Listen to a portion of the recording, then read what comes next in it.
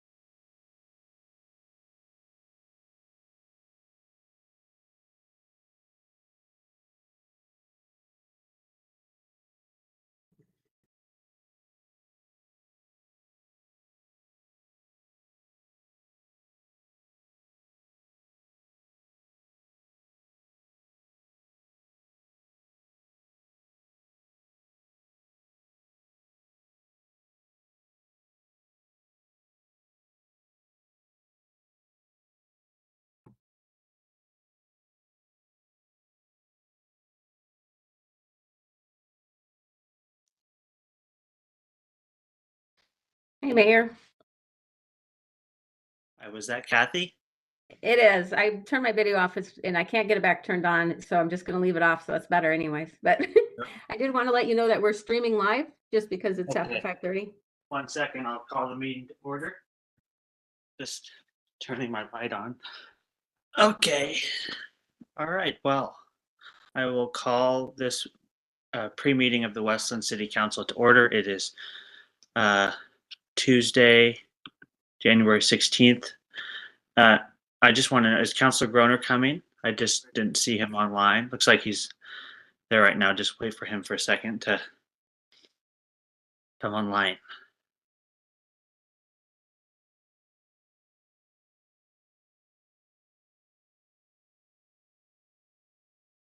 Can you hear me? I can hear you. Yes. It's claiming that another application is. I got a link for a pre-meeting, so I think I'm on 2 sessions at once. We Counselor can't see you. Groner, This Oh, is the sorry. pre-meeting.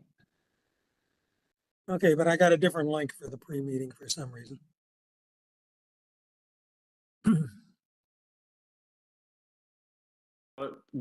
Councilor Groner, we can't see you. It just Okay. has a. Looks like you turned your video on, but it looks like there's a camera issue with your camera. Okay, it's really the first time I've used this computer. Don't know what to do with the camera.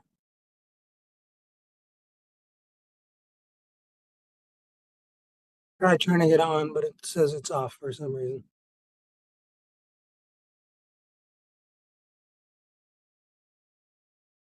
Well, you can hear us okay though? I can hear you fine, yes. Okay, we'll just start and get through the pre-meeting, and then you can hopefully work out the camera issue and after the pre-meeting during the break. Yeah, okay. And there's down at the bottom there's a stop or start video, and there's an arrow next to it with a link to the video settings. That maybe that would something in there would help. I'm not sure, but okay. This is a pre-meeting, so we're just going over the agenda for tonight, and I guess I'll turn it over to the city manager to take us through the agenda. And I see we've got some staff present, city attorney present. So we can. Okay, thank you everyone. Good to see you. Hope you're staying warm. I can hear the freezing rain outside. It's not fun. We do have quite a few things on the agenda tonight, so I'll just move through them and you stop me when you have questions. This is a regular business meeting. Obviously, it's a week late from our normal schedule, but it has all the regular elements of a business meeting plus a work session item at the end. And we have, after the approval of the agenda and the public comment. Kathy, do we have folks signed up for public comment at all yet? No, we do not. Okay, no one yet. We'll see if that changes. After that, we have the item regarding the resolution censuring a council member, which councilors will be leading that discussion.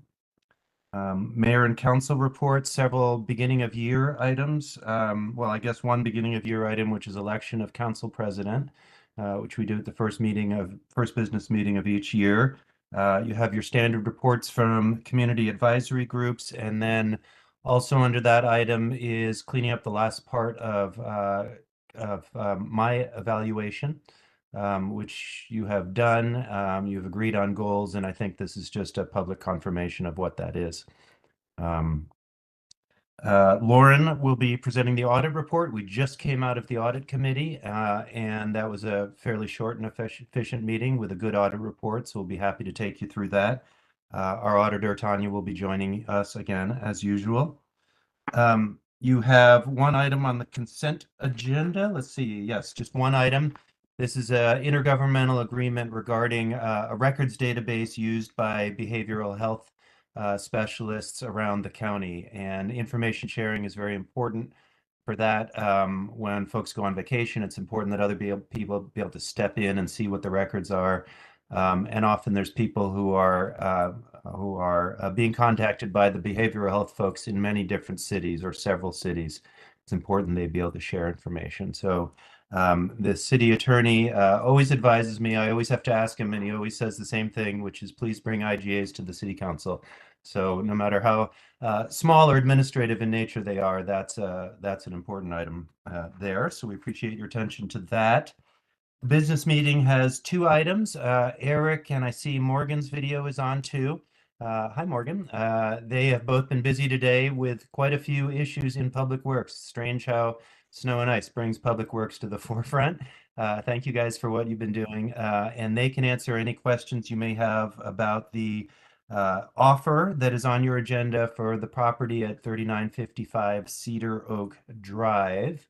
I will pause there in case there are any questions from Morgan or Eric in the pre-meeting. Jump in. If you have questions, just jump in. I mean, I have some questions about that topic, but I called Eric and we spoke earlier today just to refresh my memory of the history of the property, and I'm happy to discuss that at that point in the meeting, or if people want to hear my questions now, I'm happy to say it, whatever. Is it likely that a house will actually be built on that property? I looked at it on the map and it looks like there's a creek running through the middle of it.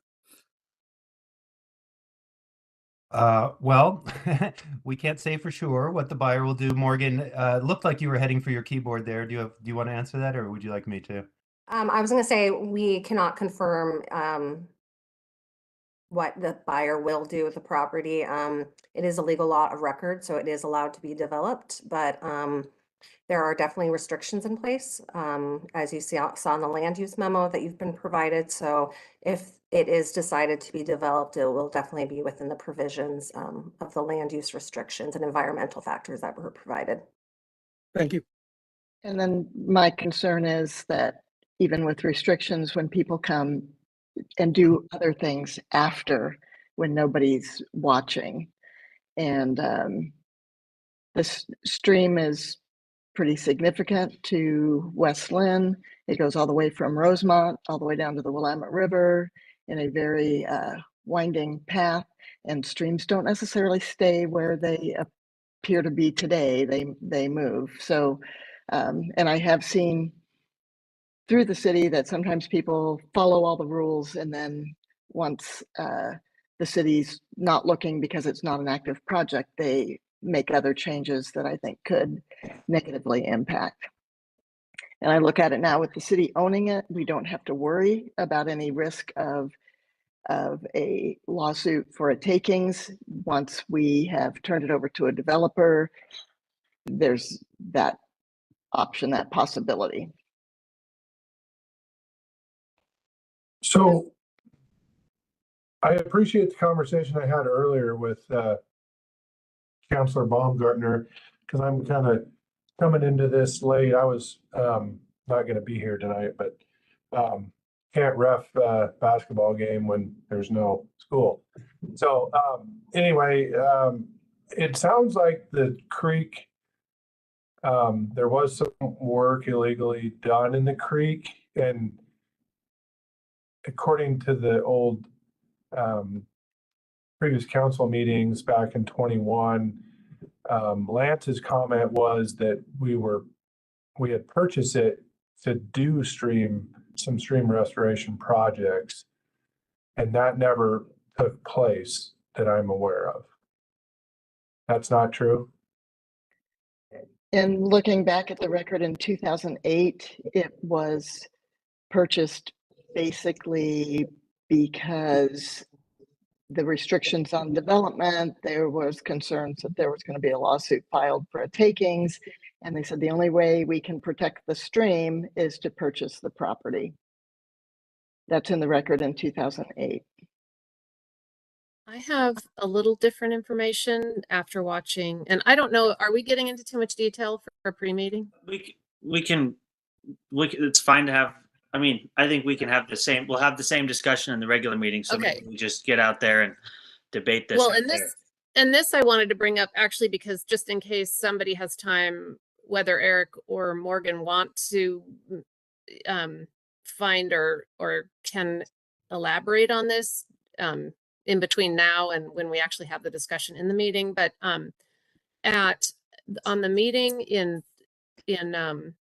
August 2nd of 2021, Tim Ramus says that the creek course was redirected illegally by the owner of the property at the time. The city had an option for enforcement that resulted in a change of code to then have the city exercise the course redirection or restoration of the creek.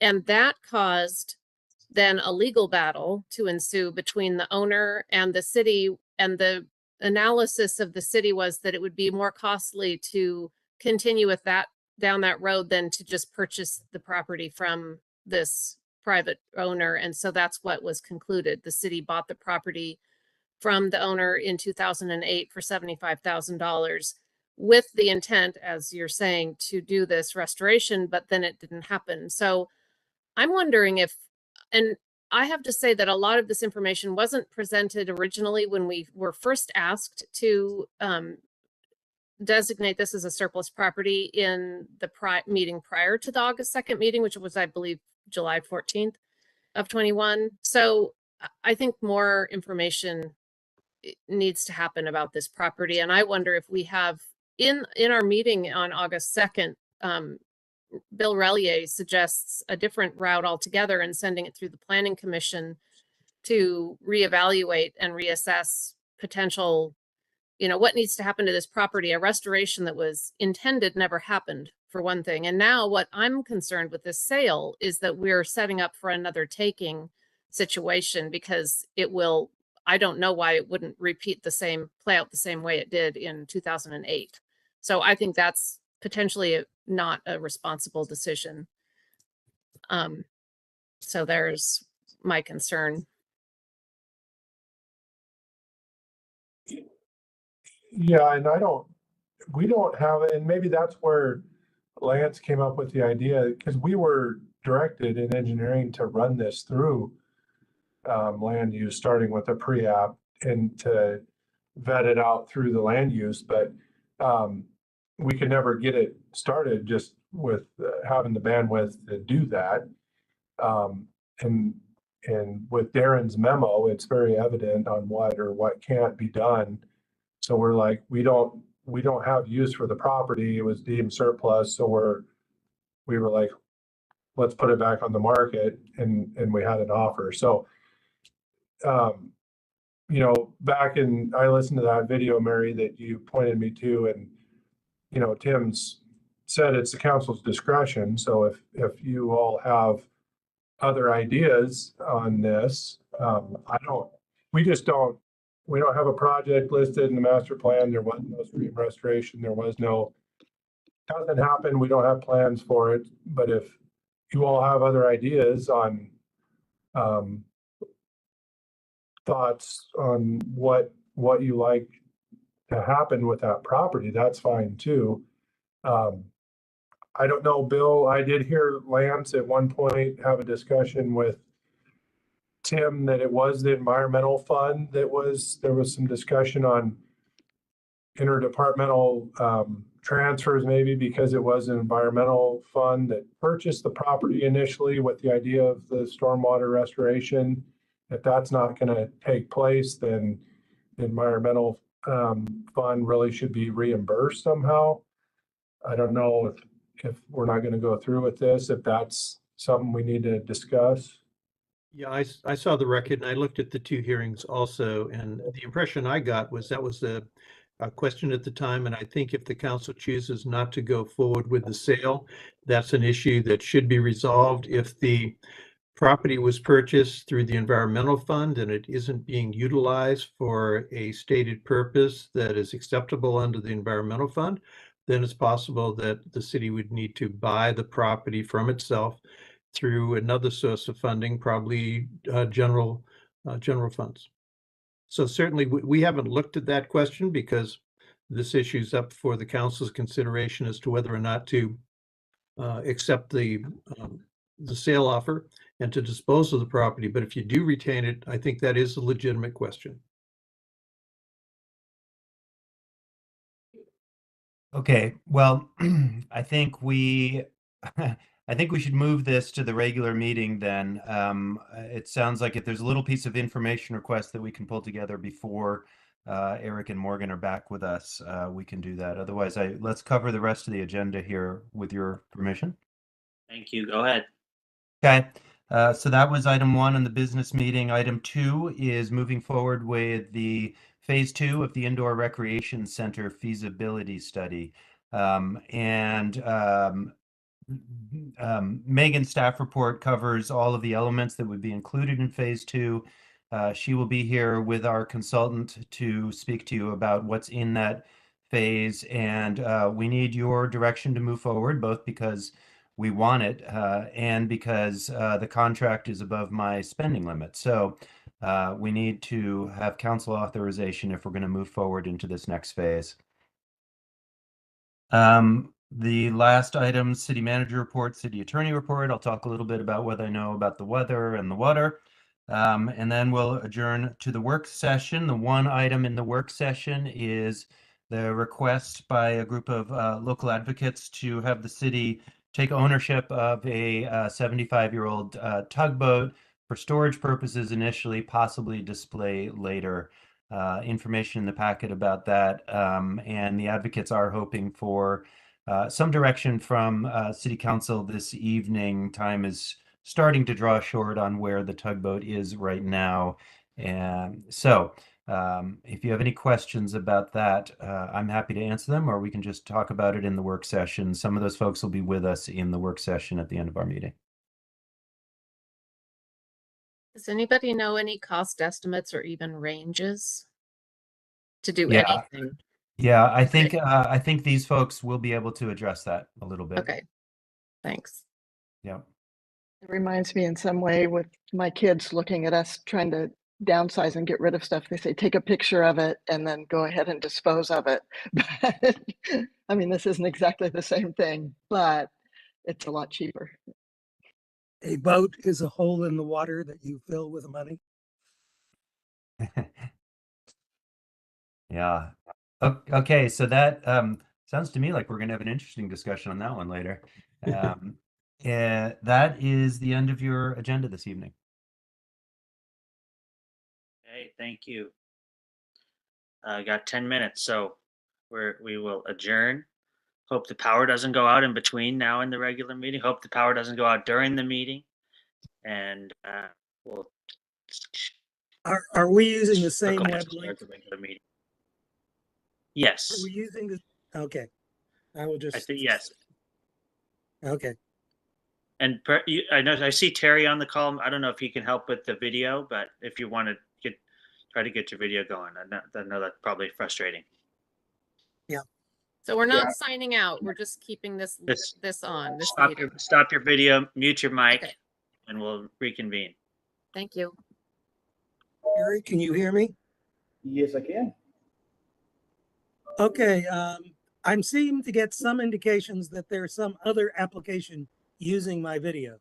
So it won't let WebEx use it, but I can't figure out what else is using it. If you did happen to sign into two different meetings, that might be why. Let's see. I did sign off the other meeting. Okay, gotcha. Well, do you, down there at the bottom right of your computer where you have the clock and the time, do you see a little picture of like a camera down there? No, but if I look at hidden icons, no, I don't see one. No? Okay, because sometimes it'll tell you what is being used. On this laptop, on my other laptop, when the camera's on, I get a little light next to the lens.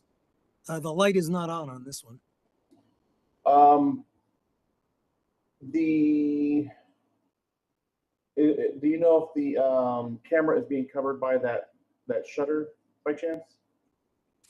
Because I know there's a little switch inside the camera that you would move left and right, which is part of the shutter that could actually disable the camera as well. I don't see a switch. It's like a cover. little slider. It's, yeah, I guess it's not really a switch. I don't really see one. No? Okay. Well, let's try something different here. Let's see if it'll work. Click on your start button for me. And then at the very top where it shows that little bar where you can type something in, the search for apps and settings. Yeah. Go ahead and type in quick, Quick, and it should pop up an option that says quick assist. I'm sorry, say that again. Go ahead and type in the word quick, Quick. Okay, quick assist. Yeah, go ahead and click on that for me. And then it should load up and give you an option that says like get help and then help somebody. Once it loads up. There's one that wants me to trust and enter a code, and then Okay, there's help someone. Okay, let me get you the code. Let me get signed in here.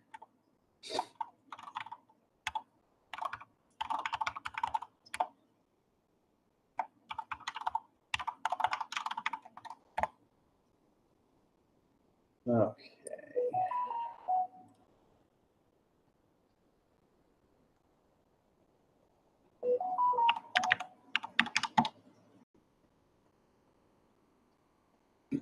Okay, for the code, go ahead and type in 79, G as in good, 2, W as in Walter, 6. Those were lowercase. It doesn't matter. Okay, we are connecting. See if we can figure out what's using your camera. Once I get connected, it'll probably say something like Terry Wise wants to connect. Allow screen sharing. Yeah.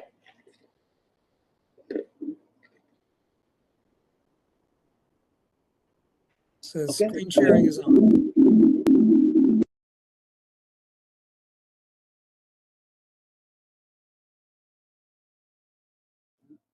Go ahead and click on the allow button at the top there. Oh, okay.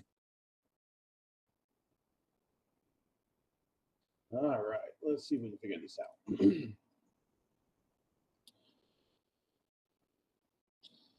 All right, what integrated camera?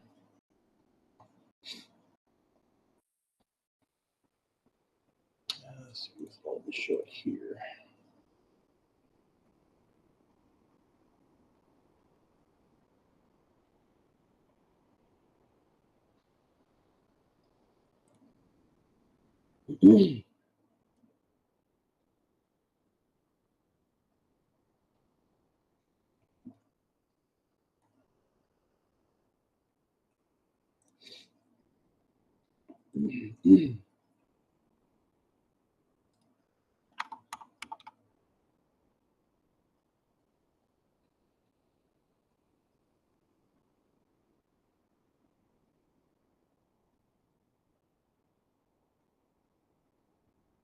Is there a camera button on the keyboard? This is saying that the slider is turned on the camera. So what we are looking for. uh,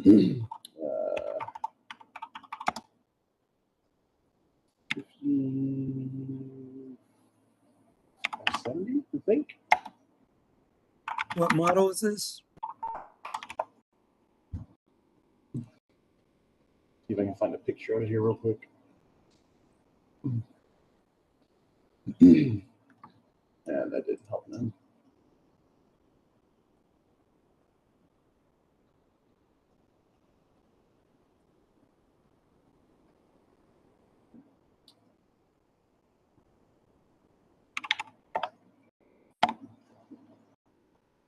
I mean, if there's a slider, it's pretty well hidden.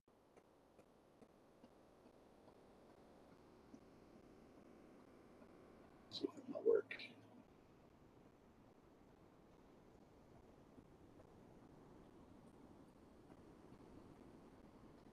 Okay. Do you happen to see something similar to that on the top of the screen, like a little sliding thing above the camera?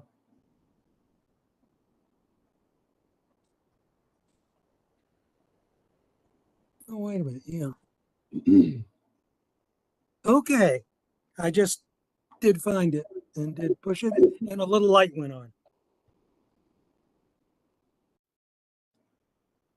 Sorry about that. I had my speakers muted. Yeah, say that I again? found it looks like a little slider switch, and I switched it and a light went on next to the lens. Okay, cool. Okay.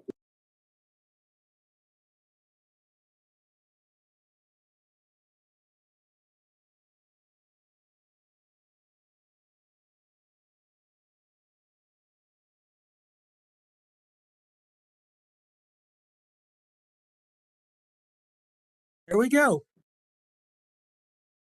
Okay. All right. Sorry, I keep having to mute my microphone. My speakers are. Okay, I guess it's the one piece of hardware we didn't check out last week.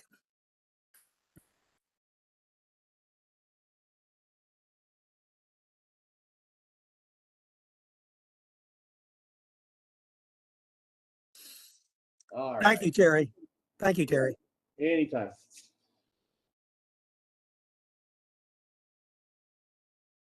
Yeah, I don't like how they have a built-in on and off switch in that. I like the old ones where you just close it and it just closes it and you can turn it off with the software instead. But yeah, I don't know why Dell has that with an actual kill switch inside of it to turn it on and off. Okay, and it's not very visible either.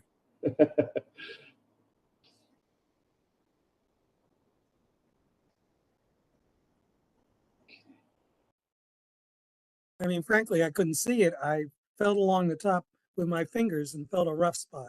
That's how I found it.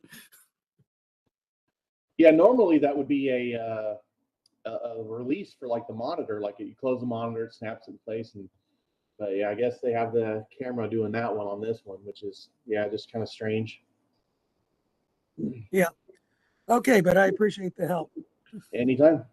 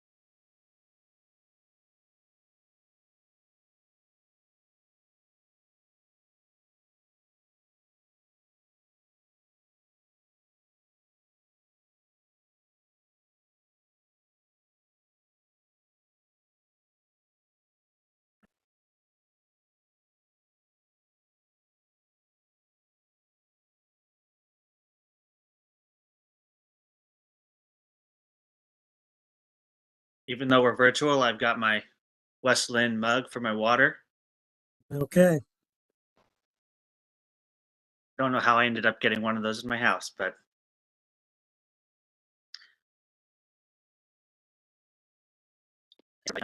there's everybody back. Let's see. Okay. So I went outside.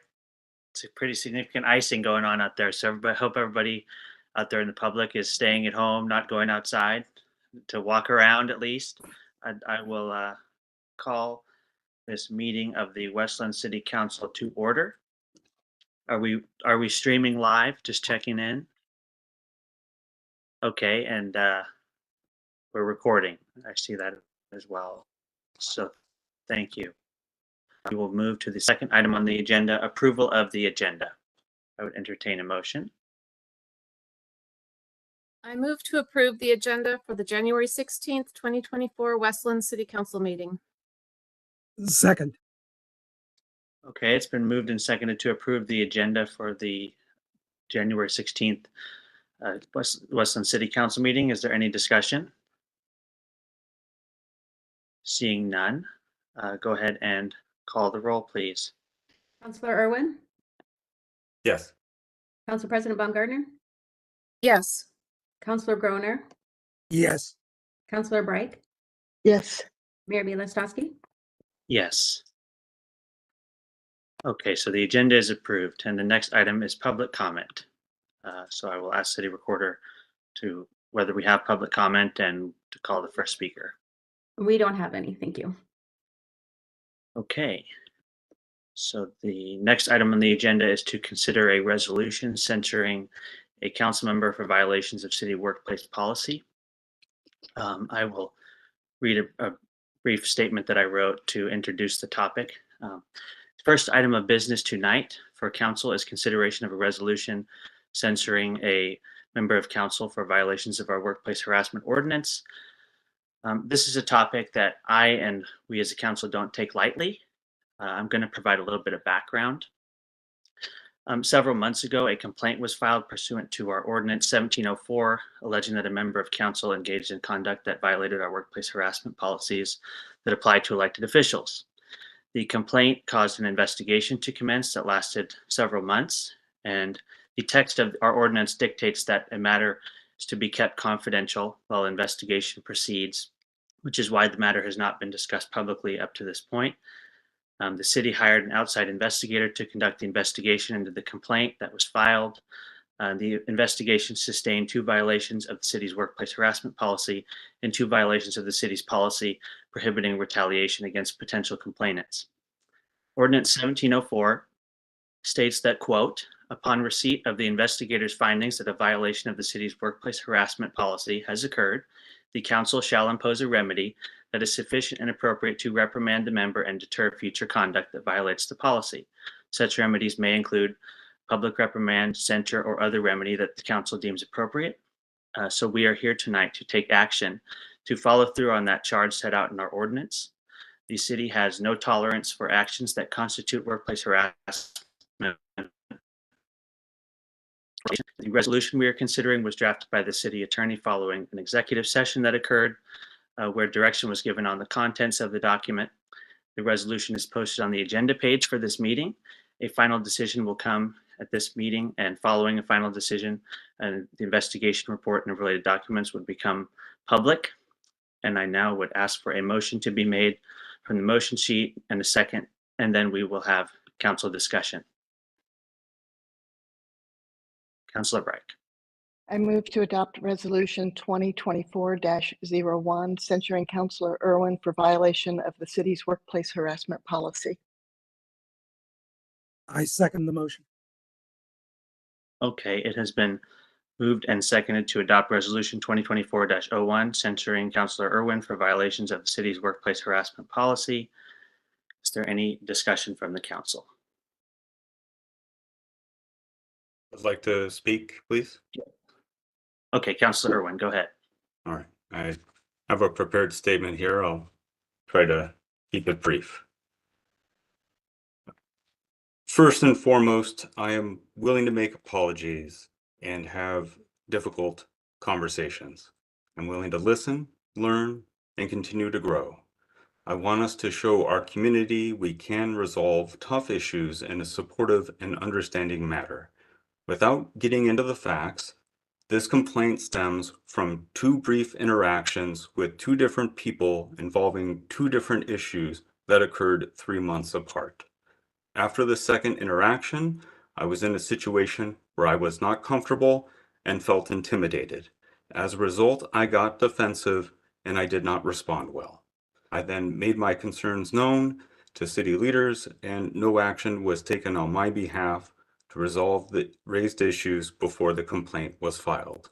I did not file a formal complaint because I knew it would be a time-consuming and expensive process that would not fix the underlying issue. I believe this resolution is not appropriate under the circumstances as mandated by law. It sets a dangerous workplace precedent and it will do significantly more harm than good to council and the city. I have already taken corrective steps and I hope additional steps will be taken to support the peaceful resolution of this matter for all involved members of council. Since last spring, I have voluntarily participated in city council meetings by virtual attendance due to travel and personal reasons, but since September, remote attendance has helped relieve the discomfort I have experienced with another member of council. I want to return to in-person participation after mediated conversations improve the interpersonal issue between us. I highly support Senate Bill 479 and City Ordinance 1704. This law is essential to ensure that employees and volunteers have an enforceable option to file complaints, have them investigated, and a written report provided. Excuse me. This law ensures harassment claims are not ignored. It broadly defines harassment, so the usual hiding places used by habitual violators have been eliminated. It is a serious and powerful tool for issue resolution.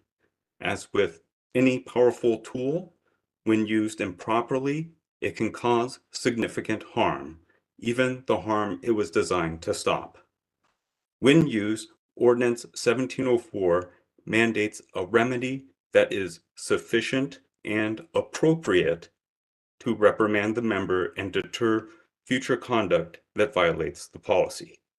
This resolution under consideration today is the most punitive action council can take.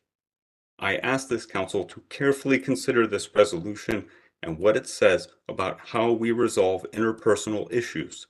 When we have a problem, we need to talk about it. We need to provide each person with the opportunity to be heard in a comfortable setting, be understood, and strive for the healing of all who were involved. It is a mistake to take a hard line and not explore restorative resolutions and forgiveness. This resolution council is considering today should be reserved for the worst violations when criminal prosecution or severe civil penalties are certain. Today, we are addressing an interpersonal issue and misunderstanding between me and another member of council. I have asked for assistance to help resolve this issue, but unfortunately, no other tool of issue resolution was used prior to the formal complaint. I am a person who cares about this community, and I aspire to have a positive impact for its residents.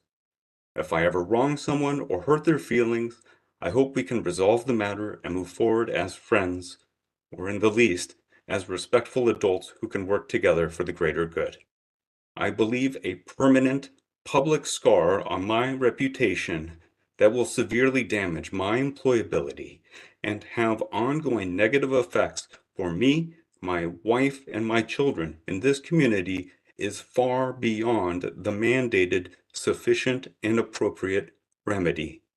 While I am of course concerned about my family, I want to highlight my commitment to this community, and if this resolution passes, it will cause irrevocable damage.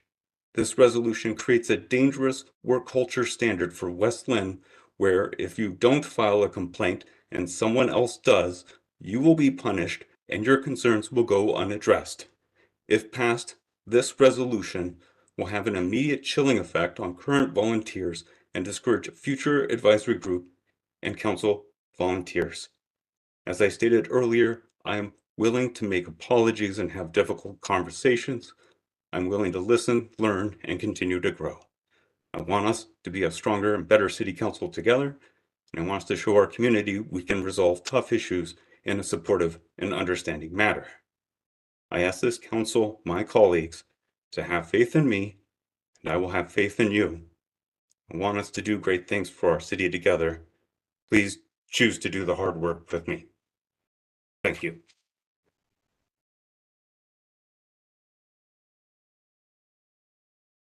Okay, Council President Baumgartner had her hand up.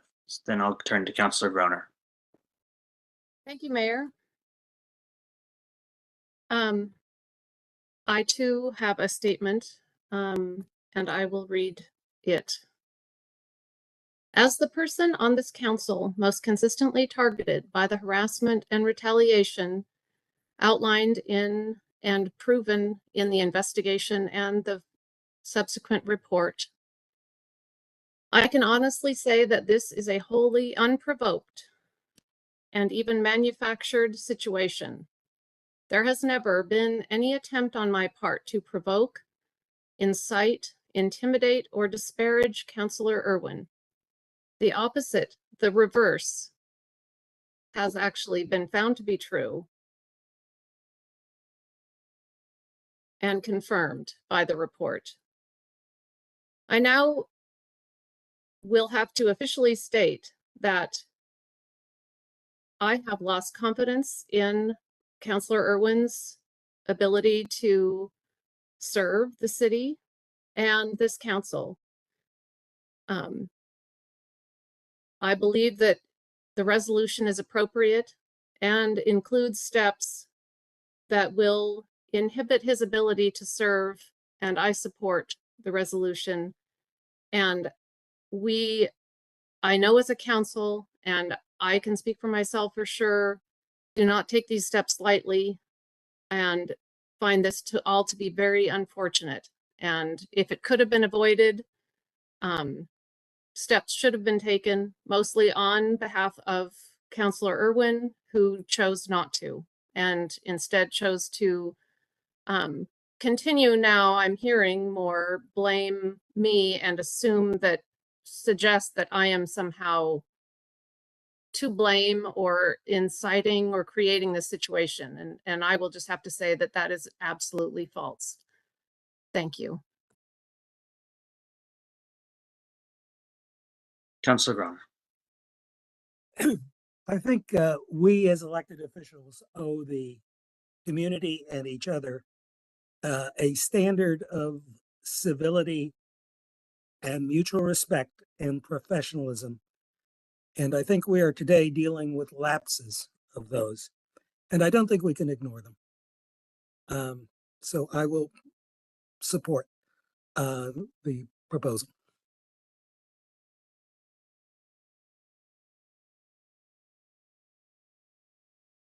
Thank you. Councilor Bright, did you raise your hand or? No, but I will comment that while I appreciate Councillor Irwin's offer to apologize, it seems that that's we're kind of far down the road from that. As public officials, I think we all need to realize that anything we say and do could be on the front of the newspaper, and we need to behave in a way that we want people to see us. We need to be our best selves all the time for the citizens of the community. Thank you. I will just repeat my statement that the city has no tolerance for actions that constitute workplace harassment or retaliation. And I feel throughout this difficult process that we need to hold ourselves accountable to the same standards that our staff and others are expected to follow. And I think it's important that when a violation occurs of our policies, that we ensure accountability in the same way that our staff and others would be held accountable. And the actions that occurred, I can tell you, have harmed the city, the public trust, and also the council's ability to function. And so I will support the resolution. And after the vote, we will take a short recess of 5 minutes and continue the meeting. So please call the roll. Council President Baumgartner, Yes. Councilor Croner, Yes. Councilor Reich, Yes. Mayor Bilistowski. Yes. Okay. The resolution is adopted and we will take a 5-minute recess. Thank you.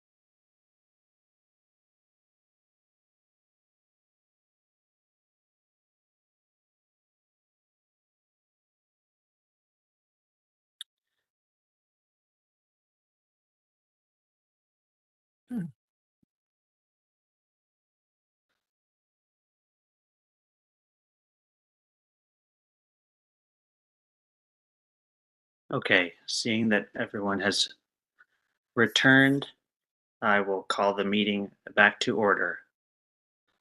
And we're still recording and streaming. Is that correct, Kathy? I'm gonna just making sure. Correct. Okay.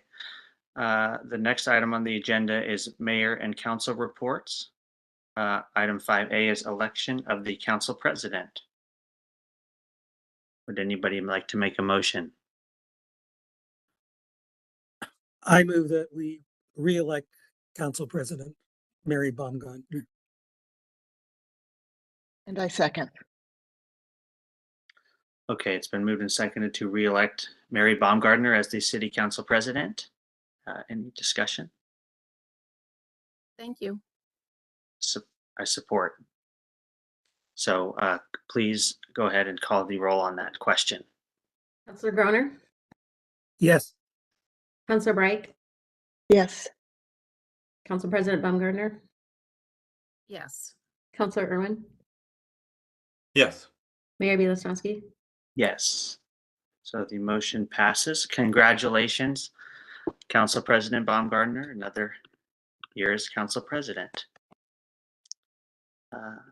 And the next item on the agenda is reports from community advisory groups. Does anybody have a report to make? Go ahead, Councilor Breck.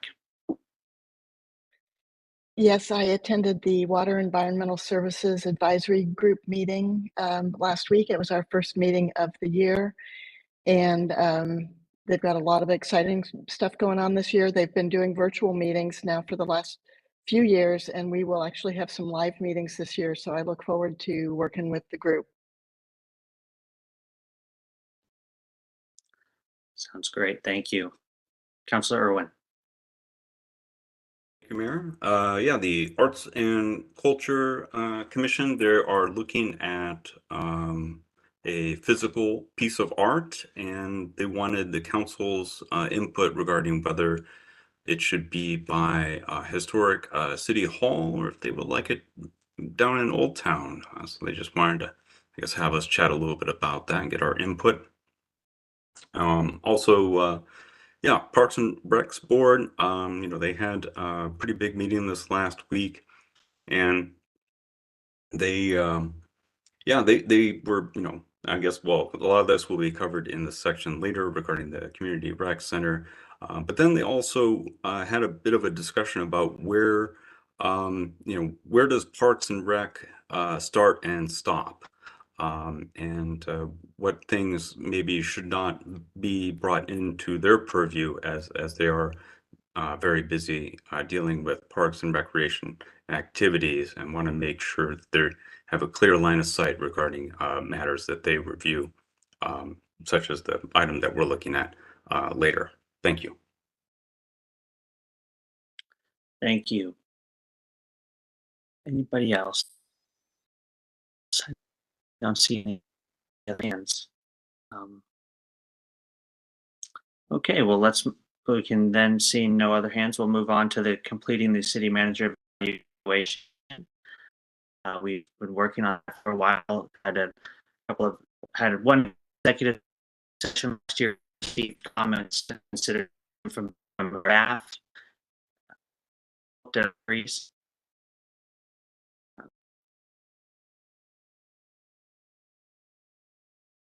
Sorry, you were breaking up, Mayor Bielostowski. Sorry, it looks like I froze. Am I back now?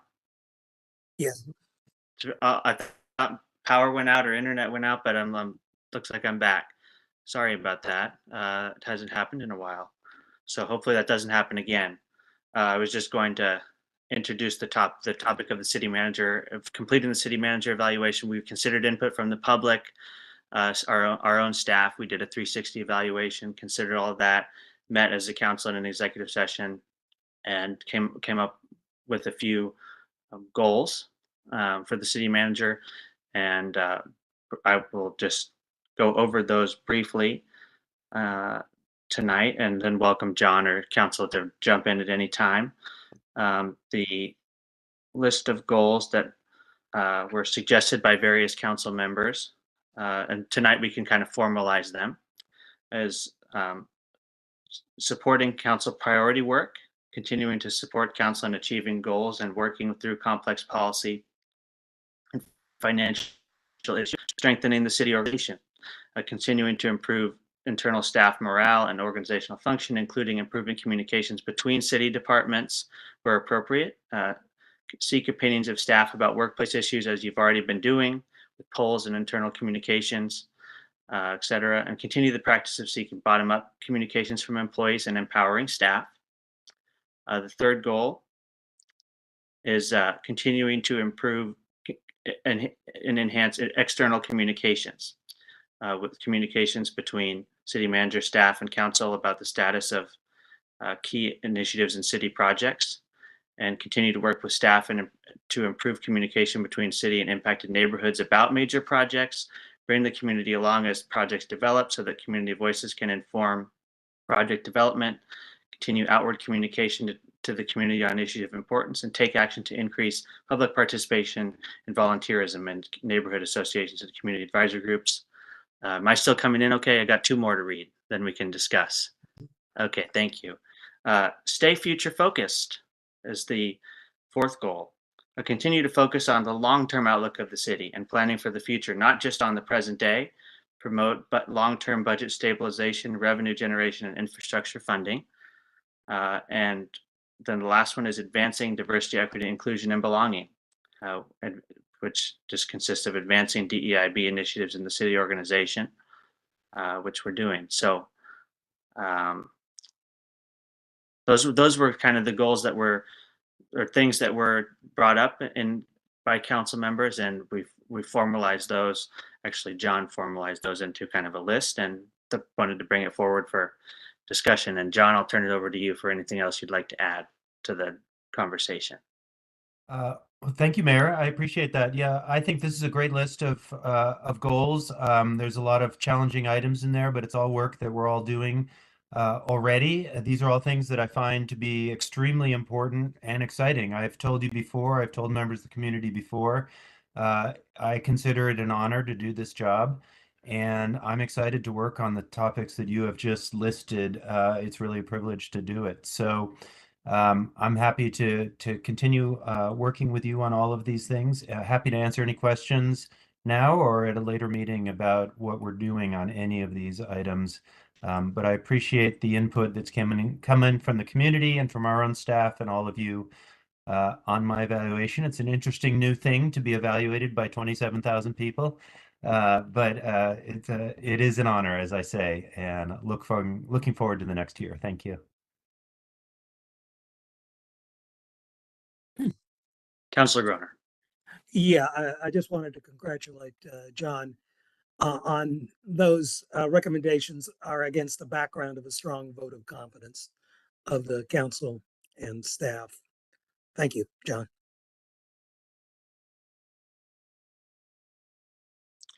Any other comments from council? We do have one more step to discuss, which is related to the 3% merit increase upon the completion of the first evaluation. So haven't forgotten about that. We'll get to that and just wanted to talk about the goals first.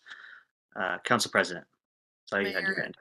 Yeah, I just briefly would like to also congratulate John on his excellent work so far. And I think those goals are just on target, and I know that they're reachable. And I also wanted to say how nice it is to work with a city manager who gets so many compliments when I'm out and about from community members and people who have worked with him in the past. So thank you again, John. Thank you. The purpose of this section was not to embarrass me, but I do appreciate what you are saying. It means a lot to me. Councilor Bright, go ahead. And I want to say how much I have been enjoying working with you, John. The communication to me and to the community, I think, is really good, and I appreciate it.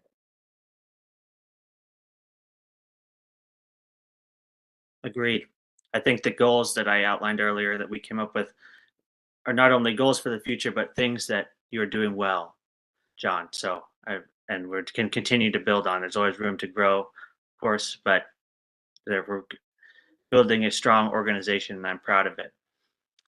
Proud to be a part of the city organization. So now I'm going to make a motion, and then a second can happen, and then we can discuss this.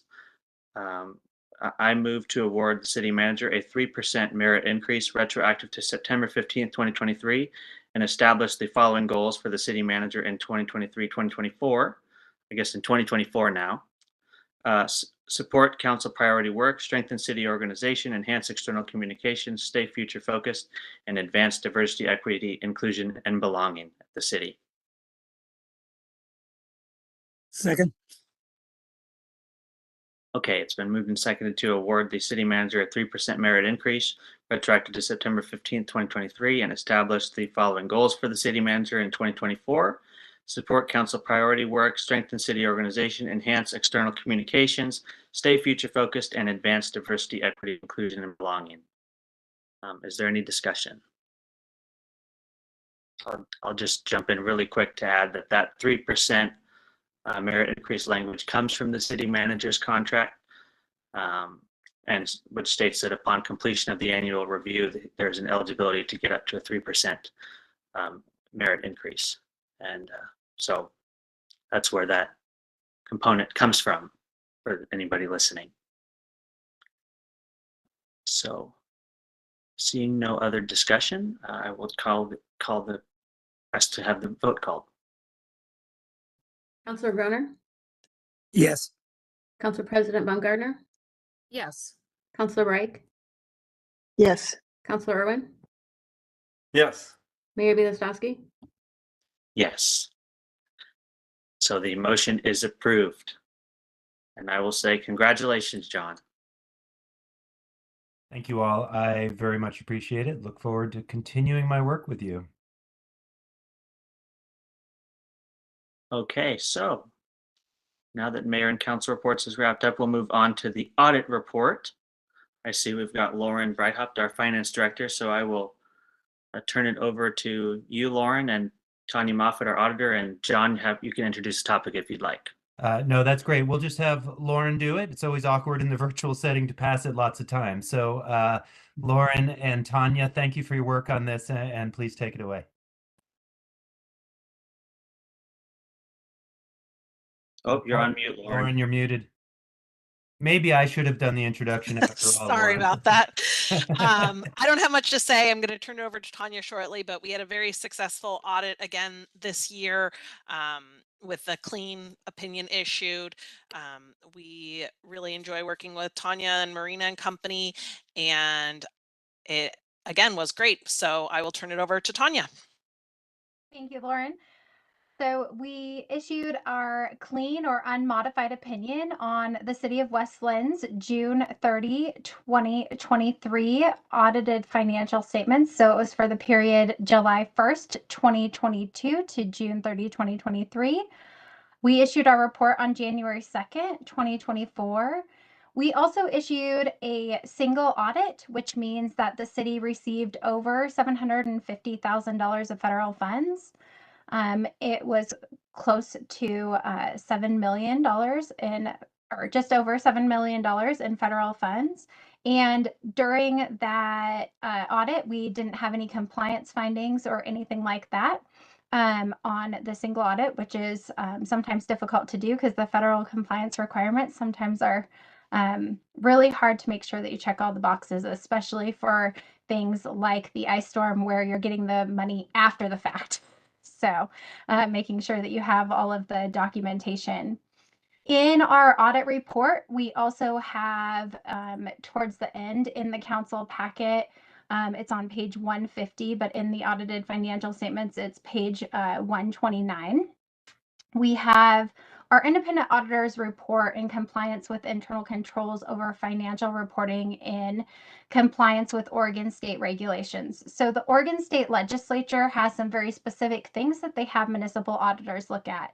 So for example, ORS 279, which is public purchasing, Oregon budget law. So we look at these things that are listed there, and we didn't have any findings on the Oregon required standards by the state regulators. So it was a great audit, and we really appreciate being able to work with Lauren and her team in the finance department, as well as everybody else within the city, because we do go out and knock on doors and ask questions of other individuals within the city as well. So it was a great audit.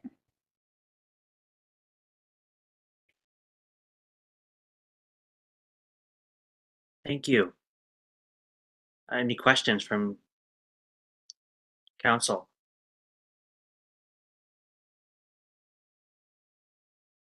Councilor Breik, our former finance director, no questions.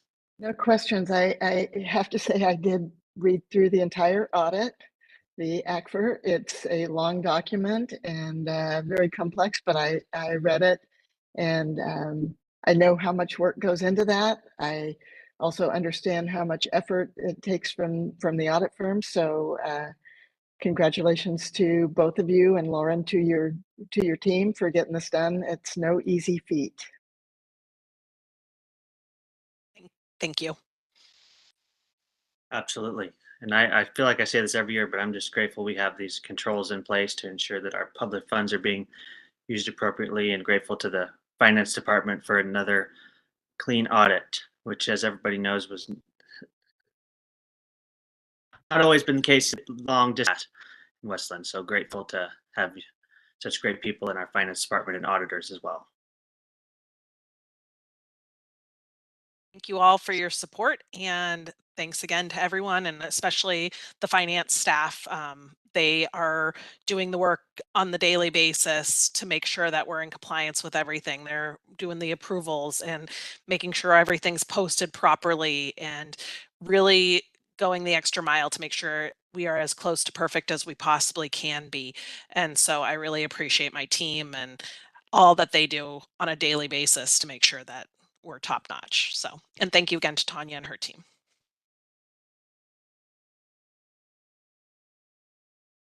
Thank you, everybody.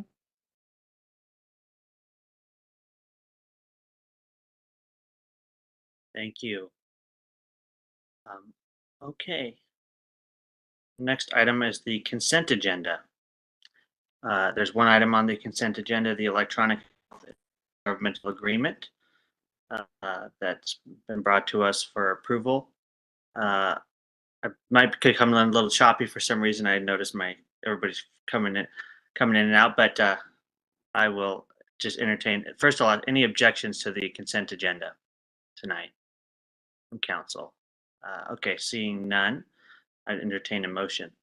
I move to approve the consent agenda, which includes the electronic health record database subscription intergovernmental agreement. Second. Okay, it's been moved and seconded to approve the consent agenda, which includes the electronic health record database intergovernmental agreement. Go ahead and call the roll, please. Council President Baumgartner, Yes. Councilor Broner, Yes. Councilor Breik, Yes. Councilor Irwin, Yes. Mayor Bielostowski. Yes. Thank you. So the consent agenda is approved. And we'll move on into our business meeting. The first item, got staff from our Public Works Department here to talk about the acceptance of an offer to buy vacant property at 3955 Cedar Oak Drive, which has come up many times since I've been on City Council. And I'll turn it over to John. Thank you, Mr. Mayor. Yes, as you say, this issue has some history.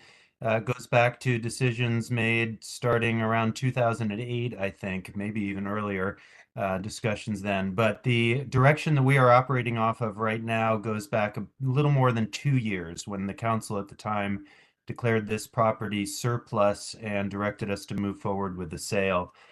We have an offer now, and Morgan Coffey has been doing a lot of work. I have annoyed her along the way with many questions about how the process works and about the intricacies of the sale. So Morgan, thank you for spending so much time on this. And I believe you're going to be doing a short staff report on this. I think since Eric's able to join us, I think he'll lead it, and then I will chime in when he needs to. Okay, great. Yep. Hi, Eric. Hello. Thank you tonight, Eric Leas, Public Works Director and City Engineer. Sorry if I'm not looking at the camera. I'm reading some notes that you all have in front of you on this background. As we stated, it goes back some time. So the city was purchased back in 2008, September 2008 for $75,000. The property has remained vacant and undeveloped since its purchase. We have the city, as I say, the city has not partaken in any stream restoration projects or stormwater projects on the site. Through resolution 2021-11, signed on June 14th, 21, the city determined that there is no future public use for the property and declared the property surplus. Meeting details are attached at the link. Subsequent meeting with the council was held on August 2nd, 2021 to address a request for reconsideration of the approved resolution 2021-11. Meeting details, again, with the attached link. The decision to approve the resolution was upheld. So if I can pause for a second, my understanding is that there was a resolution to determine that it's surplus. It was discussed again in August, and maybe this question for Bill to clarify this, but it was upheld to keep it as surplus property. Is that correct? That is correct. Okay. Through the surplus designation, the city also directed staff to initiate the sales process according to our local contracting rules and proceed with the and any proceeds received to be deposited in the Environmental Services Fund. The city engaged with a licensed local realtor who conducted a comparative market analysis to establish an initial list price to the market property. The CMA is attached with the agenda report. An initial list price of $165,000 was established, and the property was active for sale on August 10th, 2023, this last year. The city received one offer at $60,000, which was rejected, and countered at $110,000 on November 15th, 2023. On November 30th, 2023, the city received a counter from the buyer at $85,000, which was again rejected and countered at $100,000. The counter of $100,000 with all agreements executed and accepted on December 4th, 2023, and the public notice and council approval process was initiated. So I guess I could stop there if there's any questions. That's a mouthful.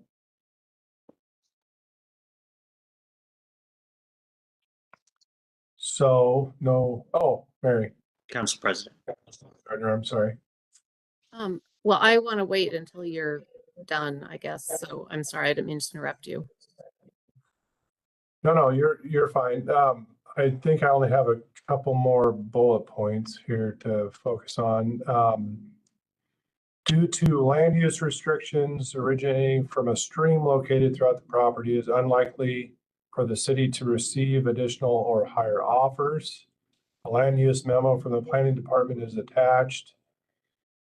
Under state law and the city's ordinance for sale of surplus property, the city council is required to hold a public hearing following public notice at least 7 days in advance of the hearing. Public notice was first published in the Daily Journal of Commerce and Westland Tidings on December 27th, 2023.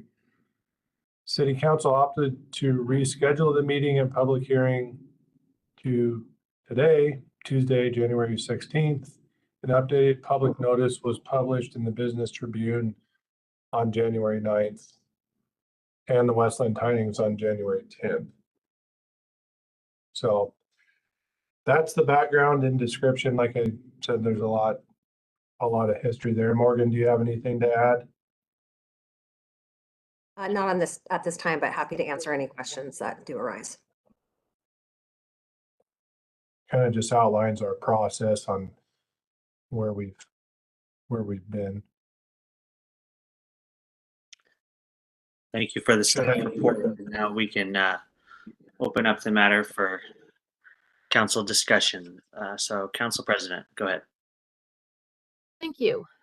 Well, in the interest of time, I don't want to go on at too much length, but it is important to provide some contextual information on this matter, I believe. So in July 2021, when we were first presented with the request to vote whether to declare this a surplus property, there was no background information provided to council. And so I personally voted in a very uninformed way, and also being fairly new to council, might have had done more research if I had more experience. But and after the vote was unanimously that we would declare it surplus property, we were given a lot of information that was very relevant, I think, and changed my vote. And that is that, and I will note that that information also isn't provided here, although I understand we're no longer debating whether this should be surplus property or not. It's just whether or not it should be sold. But I have to go back to the history of the property because it informs my own personal view on whether or not this property should be sold. And that has to do with the prior legal matters involving this particular property. And so I'm going to just briefly describe what I have learned from reviewing past meetings. The August 2nd meeting that Eric outlined has some information from our city attorney at the time, Tim Ramus, and informed us that the property has a creek on it that had been illegally excavated and redirected by the then property owner. And the city then embarked on a remedy, which included a plan to restore the creek to its previous direction themselves, the city engineering. And the property owner at the time then proceeded to threaten to sue, and the city staff and attorney decided at the time that it would be too expensive to fight that battle, and rather would buy the property with the intention, and purchased it in the environmental funds as a restoration project property. And the restoration project of redirecting the creek was never done. So I'm concerned that that was never repaired. That's my very first concern. And I don't know why it was declared that that could then, in the state that it was then had been transitioned to from the creek bed being redirected, then it would be sold. And I think the harm done to an important creek that is two converging creeks that then feed into the Willamette River is really significant, really significant consideration. And I don't think it was given enough attention when we were given the task to declare it surplus property. So I would like to also read at least a portion of a letter that Lisa Clifton has given me permission to put back in the record, basically, that I read at the August 2nd, 2021 meeting. Lisa Clifton is a resident of West Linn. I'm very much opposed to the sale of the property of 3955 Cedar Oak Drive. As I was to its development years ago, the configuration of the land is such that access to building would would be too close to Trillium Creek. The maps shown do not indicate the creek where it actually is. The city's sustainability goals are to protect waterways. I'm disturbed that this property is being marketed as buildable and that the city is doing this after citizens fought against building this on this lot years ago. So the concerns are about specifically the overlays with the water resource area and habitat conservation areas, which are detailed in the packet that we were given. So I continue to have those same concerns. And so I don't want to stop the sale of a property. I understand we've already gone past declaring the surplus property, but I'd like to know what our options are at this point, since I don't think that process was rigorous at the time.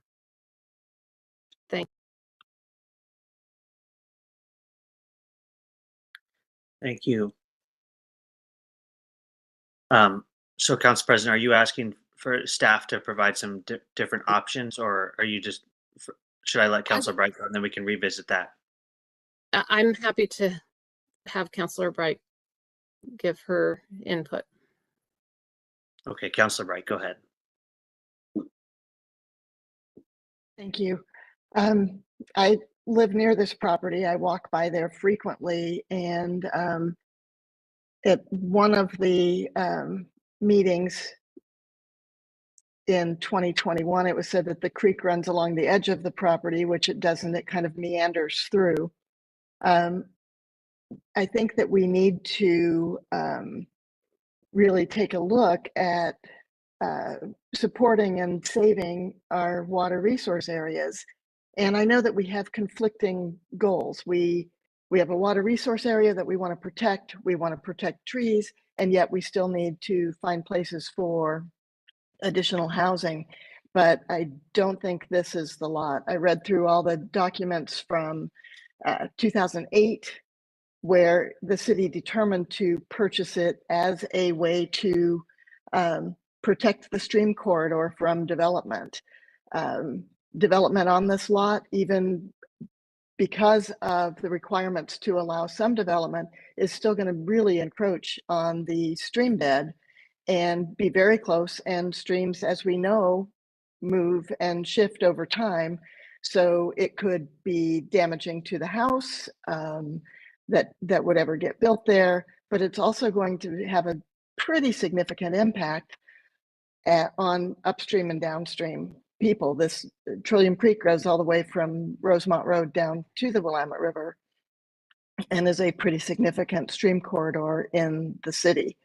So while I recognize that the city isn't using it now, but I think in and of itself, it's kind of a stormwater filter, because water is going to run down into that creek and eventually filtering through the stream bed, and the plants will end up in the Willamette River.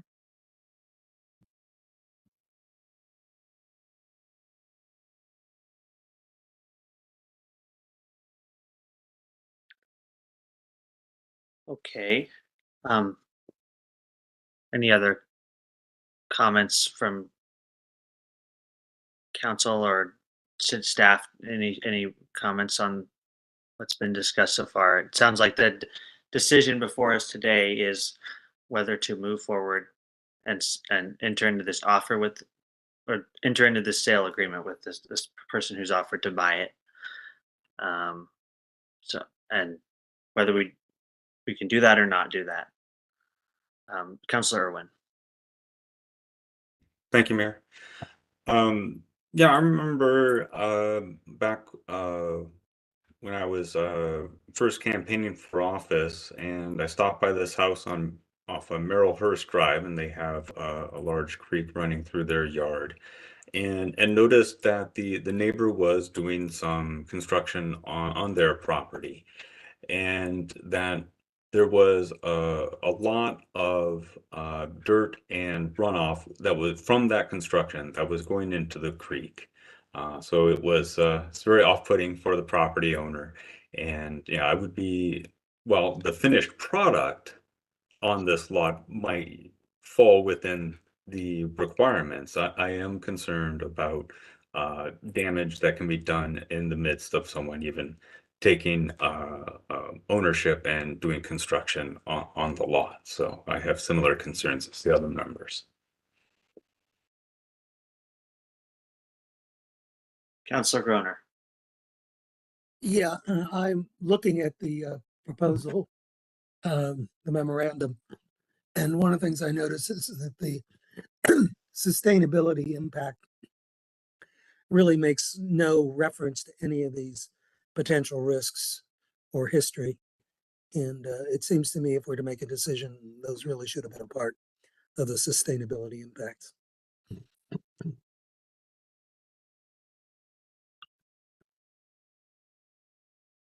Okay, Council President, go ahead again. Thank you. I apologize for providing an excess of information, but I do think that it's important to make informed decisions. And I guess the specific question that has come into my mind several times while I've been doing this research is, has anything changed since the city decided it was necessary to purchase this property? And what has changed that wouldn't set up a situation for a takings in the future that's similar to what occurred in the past with this same piece of property in 2008, where the city had to buy the property? Has anything changed? Bill, I'm wondering if you want to address what a takings claim is and how it might apply today. Certainly, I can do that. So obviously, the property, the city has had it for in excess of 15 years. Whatever the conditions were that applied at that time and what the development proposal was that led to the potential litigation, I'm not familiar with those facts, and it doesn't sound like that's really necessary today, in that if this is sold to someone else is going to take the planning staff's memorandum and potentially develop a concept for how it might plan to build on that property. It would be judged by the conditions that apply to the property today, where the creek might be and where it potentially has moved to. A taking would be, should the city deny a development proposal or modify that development proposal to the extent that the property owner felt that the city was unreasonable and took some or all of its development potential for the property. That certainly could result in at least an allegation of a taking, particularly if the city's standards don't allow for development of some or all of the property. So the taking could be if no development takes place, or it could be a taking could occur if the person wanting to develop the property is not able to fully develop their plan. If there are reductions that are made that they feel limit the marketability of the property or the use of the property.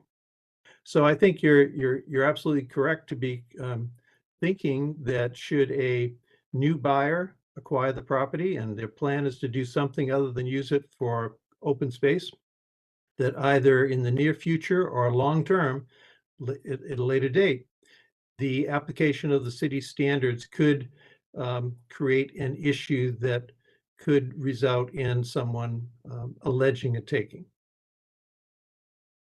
Thank you. You're welcome. One question that comes to my mind is the fact that all of this is out there right now, like whoever is buying this parcel is taking on some element of risk. Is that correct? In that they may not be able to develop the property. They're aware of the regulations. It may be, but I'm not seeing any restrictions that are being placed on the potential purchase where the city is saying this is what we know cannot occur. Instead, there's a planning memo that identifies that almost all or all of the property is within a particular area that's of concern, the moderate value habitat conservation area. But I'm not seeing that there is any plan that has been submitted that the city is comfortable saying that is a plan that fits within the property, and it would be limited to that development only and nothing further. So there certainly is an element of risk. I will note, there is a due diligence period within this sales agreement, for the applicant to submit their proposal and have it reviewed and, substantially approved prior to close of the sale. Again, it's council's discretion, whether to approve the sale or not. And there certainly still is a risk to the buyer, to get through that process. Thank you, Morgan, and thank you for all of your work, no matter what decision the council makes. Thank you for all your work getting all the documents ready. I know even when we canceled our meeting, there was a lot of changes of dates and things that had to happen. So we appreciate you doing that. So just wanted to make sure you know that we appreciate it. Okay, so I guess there's a motion in the packet, but at the same time, you know, we don't even have to make a motion per se if council does not want to sell the property. It's tough because this wedges environmental concerns that are important with financial considerations, and just I'm difficult because I'm a little concerned that the city doesn't have it's not in a city master plan, it's not in a city plan that of record in our public works department that shows that there's a plan for it down the line. So that leads me to want to sell it, but at the same time, I'm hearing and I'm seeing there's environmental concerns with the development of a house on it, related to the creek, and I'm sympathetic to those concerns as well. So that's where I'm at. Mr. Williams, almost called you Councilor Williams. Thank you. I prefer to stay on staff. I guess we're certainly happy to do whatever your direction is. I would ask for clear direction. If you're not inclined to sell the property, I would like some clear direction about what you would like us to do with it. This probably doesn't need to be said, but I have concerns about city getting into the business of purchasing properties that have habitat regulations on them in order to prevent development. And if there's some restoration that needs to happen, we would need to look at what the cost of that is. That is prior to reselling it in the future. If there's restoration that needs to happen, we need to take a look at the cost of that. And as Eric said, work it into a capital plan. I appreciate your attention to the financial consideration. I don't like to say versus the environmental, but just in shorthand. We're just going to look for clarity. We've been operating under the sell it as surplus. If it's no longer surplus, then we have to work on a different plan for it. Thank you, City Manager. Appreciate that. Council President, go ahead. Thank you. I just wanted to reinforce that I believe when the property was originally purchased, there was a plan. And I'd like to know what happened to that plan. I'd like to know really specifically under what legal process that occurred and why we didn't follow through.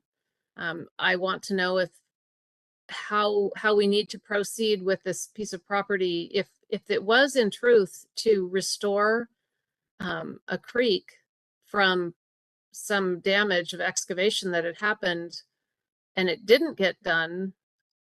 I think the city has to pay attention to that. And I know no one here on this call probably was here at that time or part of that decision, but I think we can still find out the information that we need to have. And I agree with the concern about the city getting into the business of purchasing properties for open spaces, but we also need to acknowledge the environmental impacts of the decisions. And even if it's something undertaken in the past was maybe not a good idea, then I'd like to know that too, but just having an absence of any information didn't really inform our decision-making process very well. Councilor Groner. I'm hearing a lot of arguments on really both sides. And mostly I think we're kind of questioning some of the history and some of the options here. And I think perhaps we could postpone this decision till perhaps the next council meeting, till we get more clarity on some of these issues. Well, we have a sales agreement that we either honor or don't honor. You certainly are in the driver's seat as the owner of the property. We can tell the buyer that we are not ready to sell and that we need to do more due diligence. We're happy to do that. Morgan, I'm sure you wouldn't want to tell me right now on camera whether the buyer would accept another extension, and that may not be the council's primary concern right now. All I will note is that it's been difficult for us to find a buyer, and I'm sure the reason for that is for all the reasons that you all have been talking about for the last few minutes. It's a challenging property. Yeah, I would say I cannot speak for the buyer. They might agree to it, they may not. And ultimately, it is council's decision if we want to sell as a city or not. And the buyer will respond to whatever decision council makes, and we will go from there. We're happy to try to do research on what the old plan was in 2008, or alternatively what it should be now. It may be that we don't know what it was back then. I'm not certain I've ever heard that there actually was a specific plan. It may have just been that it was purchased to do some work or to prevent other things from happening, but we can go back and try to find that out. Staff can certainly do research. It is my recollection when we had this discussion during the initial surplus that a lot of the historical information we were able to gather was from the mind and the recollection of our previous environmental services supervisor. A little bit of staff historical knowledge, and that knowledge has left. I don't know if we have a lot of concrete written documentation on what the plan was supposed to be. But as John has stated, we're certainly happy to move forward and create one if that is the council's wish.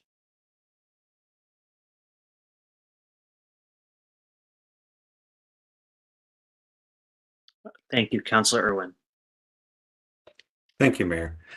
I really would be thrilled with, I guess, kind of a happy medium compromise here where we are able to sell it and the buyer would make sure to convey to us that they are going to be a very good steward of that land, because clearly we don't have the bandwidth to do that.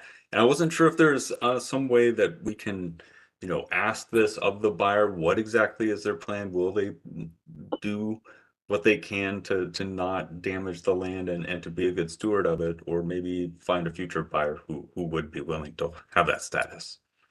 Thank you. Thank you, Councilor Bragg.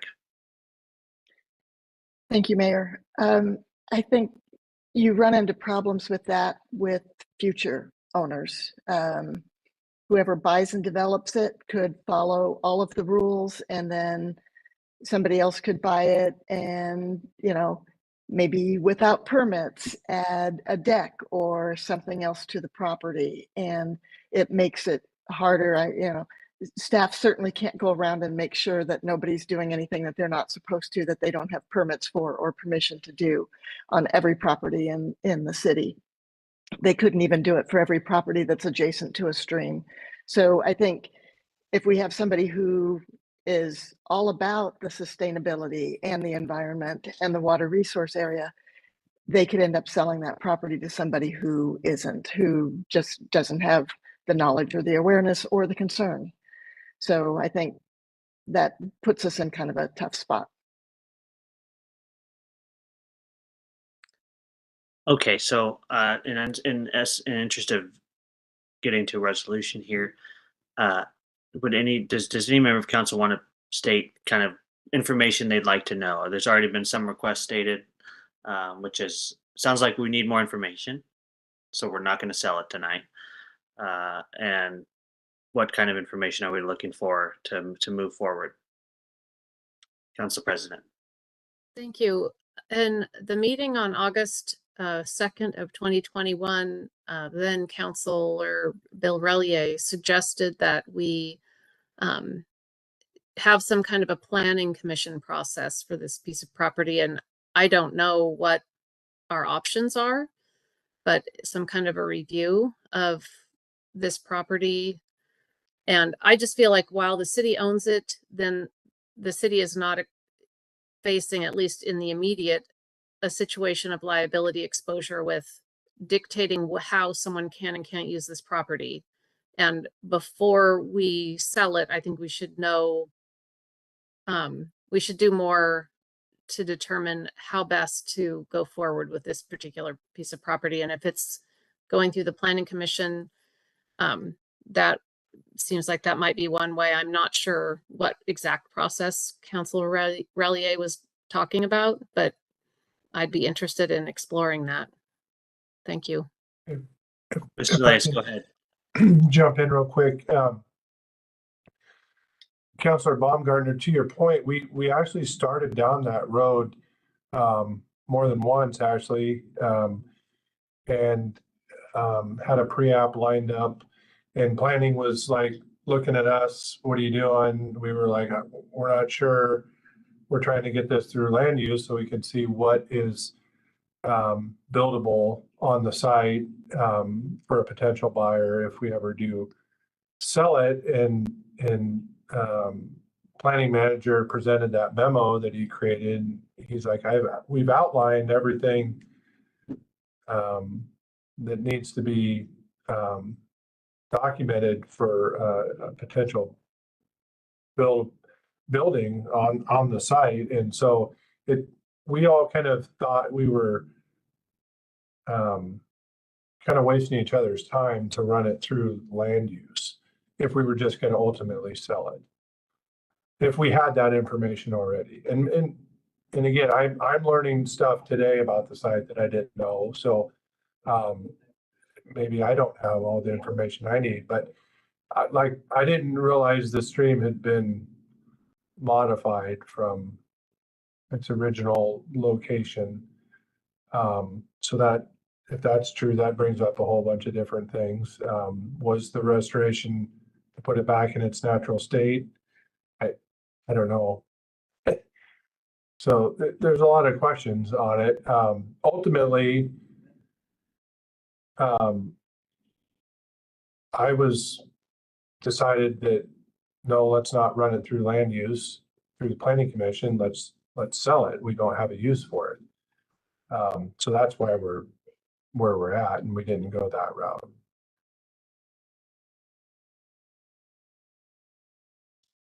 Thank you. Well, I would like to hold off on selling it, and I apologize. I understand a real estate process doesn't enjoy being drawn out, so it's not ideal. But there's where we are.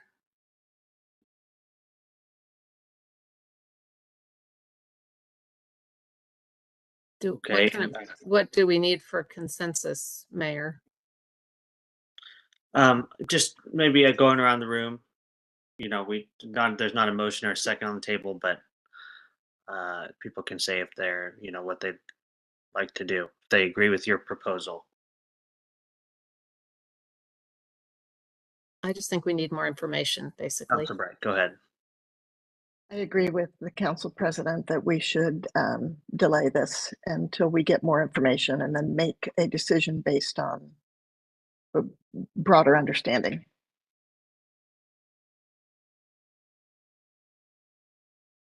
Councilor Groner. Agreed. Okay, and Councilor Irwin, any other thoughts? I'm with the rest of the group on that. I think, yeah, we could use a few extra details before we make final decision. Okay. So the City Manager Williams, do you feel like you have some information to look into? I'd like to know how much it would cost to take this through land use and formulate a plan, because I'm a little concerned about that. Okay, well, on it too. so thank you. The challenge that Eric and Darren were wrestling with is you can't take a general concept through land use. There has to be specifics. And Darren tried to do his best in the land use memo to say, here's what would be allowed and what wouldn't. But there's no point in us taking an exact specific home design, for example, through land use, because we're not going to build a home. You know, someone would buy the property and then want to do something different, and then they'd have to take that through land use. So that's where it comes back to. What I think the main piece of information, the biggest outstanding issue that I've heard here is this question about whether the city should have or intended to do restoration on the property, and that didn't happen. And I feel like that we can research to the best of our ability. Morgan's caveat in mind that we've lost some staff who may know, but we can try to figure that out. I think it'll be very challenging for us to take something through land use unless our idea on it was the one that Morgan described, which is let someone buy it, have a due diligence process to take their exact proposal to land use, and then be able to move forward with it or not. But I'm happy to work on the history part, and we can tell the buyer we need to do that before we can move forward in any way. Okay, that sounds good. I think it's good to have the historical concept if we can acquire it. What was the plan back in 2008 for the property, and is there anything we should have done that we need to be doing? And I guess taking through land use is the wrong word. It's more what what are our obligations with it, and should they best be carried out by, or should this property be best bought by a developer or a person with intention to develop? Yeah, that's right. Because I think that Darren's memo lays out what the possible development could be. It's very clear that there's development possible.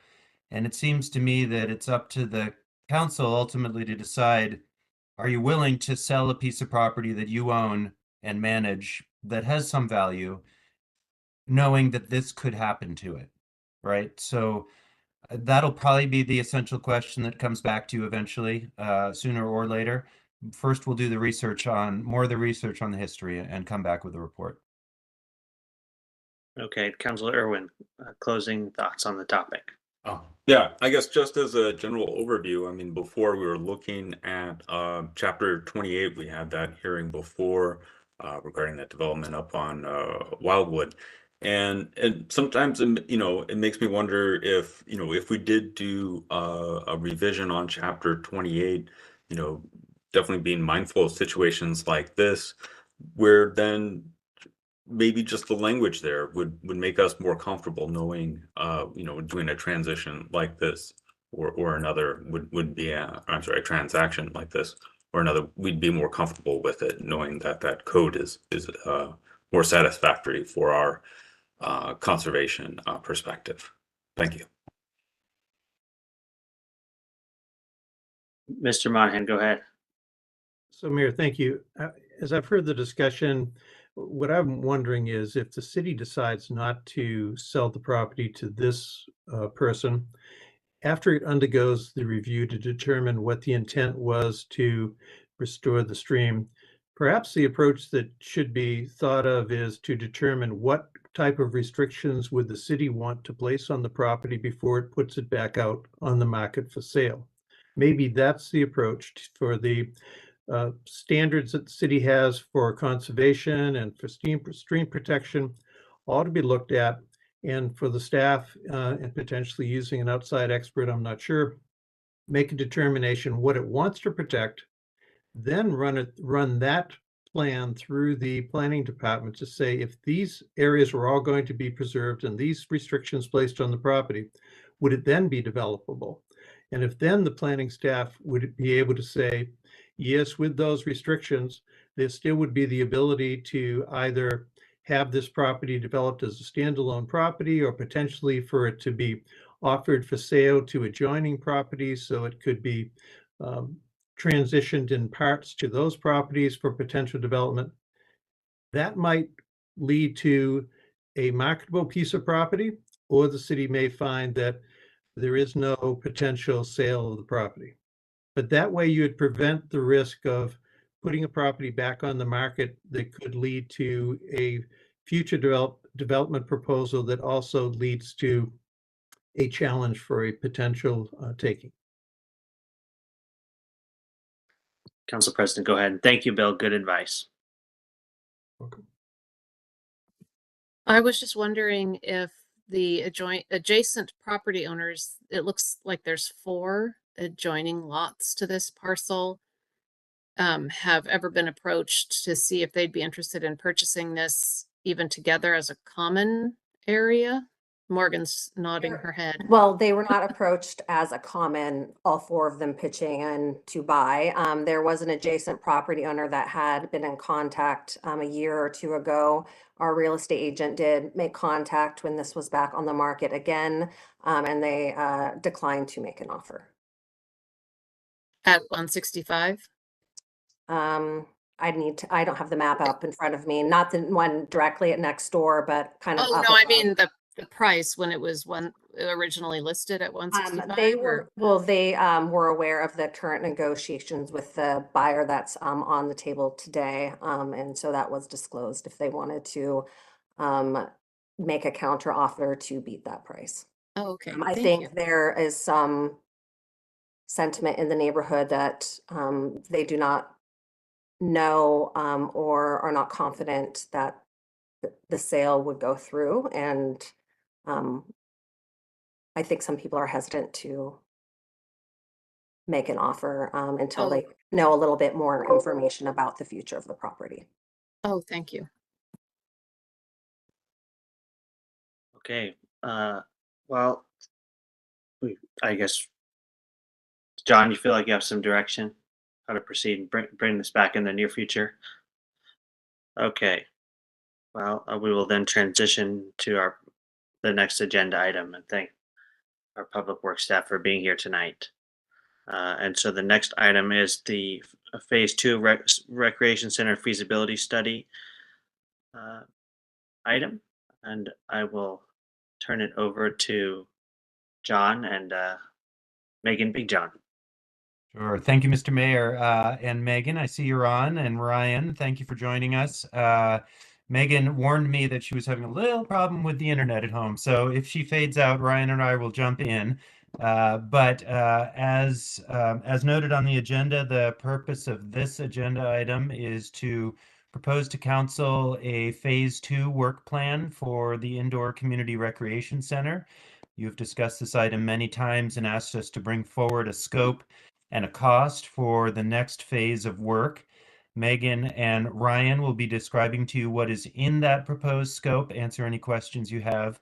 If you are inclined to move forward, this is a contract that would be above my signing limit, so we would need council authorization, and there's a motion available for you on that.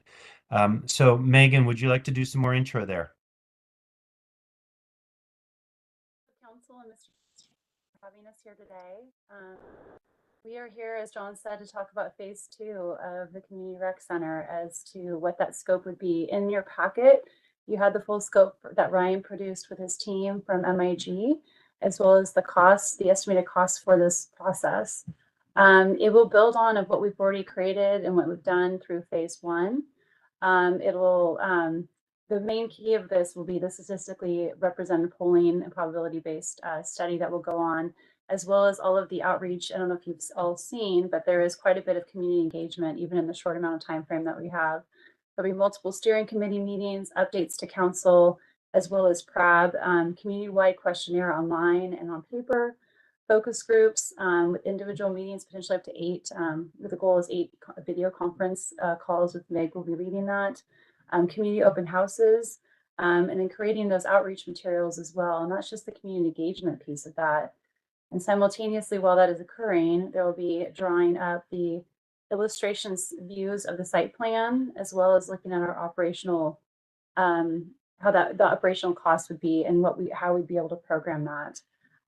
It's a really short time frame, but I think it'll be great that since the community has already shown so far that their excitement for this and are wanting us to have us explore it potentially further. I wanted to make sure to pass it over to Ryan to see if he had anything else he wanted to add. I didn't want to go over every detail of our staff report and the scope. I want to make sure I hit the highlights and the key points. Ryan, would you like to add anything? Thanks, Megan. I would say the only thing that I would add in addition to what we've already talked about is just that we're really excited to be able to add in some of the pieces and to clarify some of the pieces that you all have been asking for. Megan just relayed some of that, the drawings that people can get behind, the polling that we all know we need to know whether or not at a voter level that we would see support for this and what might help build that support.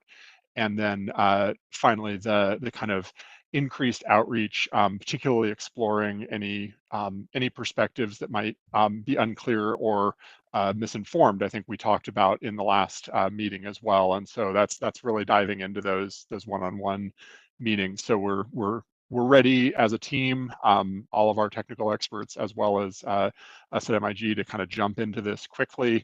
As Megan said, it's definitely a we're going to want to get this done as quickly as possible to give the community as much time to kind of process the outcomes of this and to consider it as part of what's going to inevitably be a very busy election season. So I'm here to answer any questions. I'm happy to bring up any of materials that are useful, either from our kind of past presentations or the current proposal on the table. So thanks for having me here. I would like to add, I know that there was some question about having those renderings and our operational analysis together before we started our community outreach. And unfortunately, that's not the case, but I think we have a lot of case studies to show of other recreational facilities, operational plans to really get into that. Or is the community still really wanting to get behind this? And knowing that the end goal with MIG is to have this package available for us as we get through this for everybody to be able to go advocate if council would like us to move further into the election season. Are there any questions or any points we missed? I have a couple questions, but I'm going to open the floor up and thank you for the presentation and the detailed staff report with all the deliverables. That was helpful to consider. And I'll open the floor up to council first.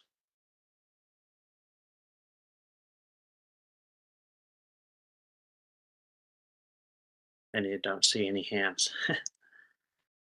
Well, I'll just ask a couple questions then, and we'll go from there. People can respond to those. But the first question I had was just about the community-wide questionnaire, and I just wanted to gain some clarity on how this second questionnaire would differ from the first questionnaire. Yeah, that's a great question. So this is really specifically responding to the outpouring of interest. We've got over 600 people who have responded to the contact us kind of form as we've gone forward here. And what we will run into inevitably when we do polling is we will ultimately have results from 200 to 300 people in that poll, because that's how those polls work.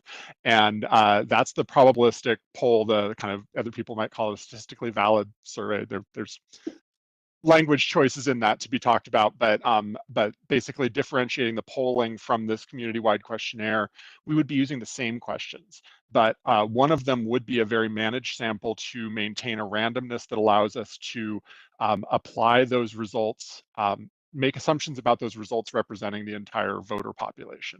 The other survey would be the same questions that we would run immediately subsequent to asking those questions by phone, email, in the poll, and that would be available for anybody to respond to. And the reason that we do that is so that people have the opportunity to get their voice heard. We don't end up with the message coming back when we present those polling results. Well, I didn't get this poll. I didn't get a chance to answer this survey. We're not going to necessarily lump those together, but we can, because we're asking the same questions, show them side by side and be able to understand if we, or explore if we saw a little bit different results in one group or another. One really targeted at voters in West Linn, the other open access and non-random. So we've got it's kind of a both and a bit of a belt and suspenders kind of approach to this that we've found is really good at building that support, because people feel heard and they understand the access and the opportunity that they had in these processes. Okay, and I think the poll is going to be a key part, the statistically valid poll, because I understand that when when we do free response surveys, sometimes it could be said that more people than not are responding to those in a positive way because they want to see the project, but some who don't want to see it may not be responding. So whatever we can do to the extent we move forward, increase the sample size of the statistically valid poll would be I'd be And in Mr. favor of Mayor, that. if I can add one more thought into that, there is a limitation on that just by the size of your community. It's very hard to get a sample that's much more than 250 or so. You probably have run into that same problem in past polling. But what our polling partners are really focused on is making sure that we have the randomness and the representativeness of the community. And we are kind of we're pushing them to max out that sample as much as possible. So yeah, I hear you, and it's part of the reason why we want to do both, because it will help us flesh out our understanding, even though you're right that ultimately the people that matter in some ways, when it comes right down to it, the decisions here are going to live with you all, and they're going to live with the voters of West Linn, and that's who we're trying to ultimately understand and make sure that we are clear with.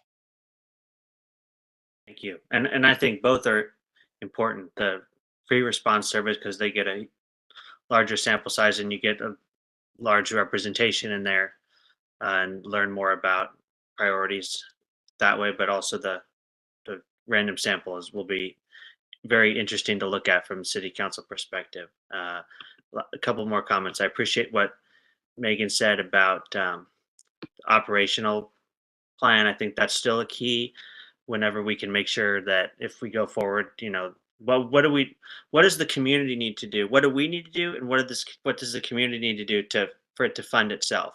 I think is important to know that. Um, and it sounds like we'll get that information, because definitely don't want the council to create a boondoggle. Obviously Yes, that. and we heard that very clearly when we came in December. We've heard that throughout the process that this is your goal, and I've tried to be very upfront about where we're at with that. I think there are options. There are options that will be really important to explore the willingness. And I think that's as you mentioned, it's a key part of the overall picture. Thank you. Yeah, and okay, a couple more comments. The focus groups, I think those are great, and I would really. But this is just a comment. I'd like to see kind of what's be interesting to me is we've got several different demographics, families with children, retired folks, uh, and then also students themselves. For example, students at Rosemont, Westland High School, Eighth Creek, in elementary schools. How is there a way to use those focus groups to kind of get feedback from the different age groups of the community, because they all might use the facility in different ways or have different opinions on it. I've heard different things about that. So um, don't know what the plan is for the focus groups, but that'd be what I hope to see.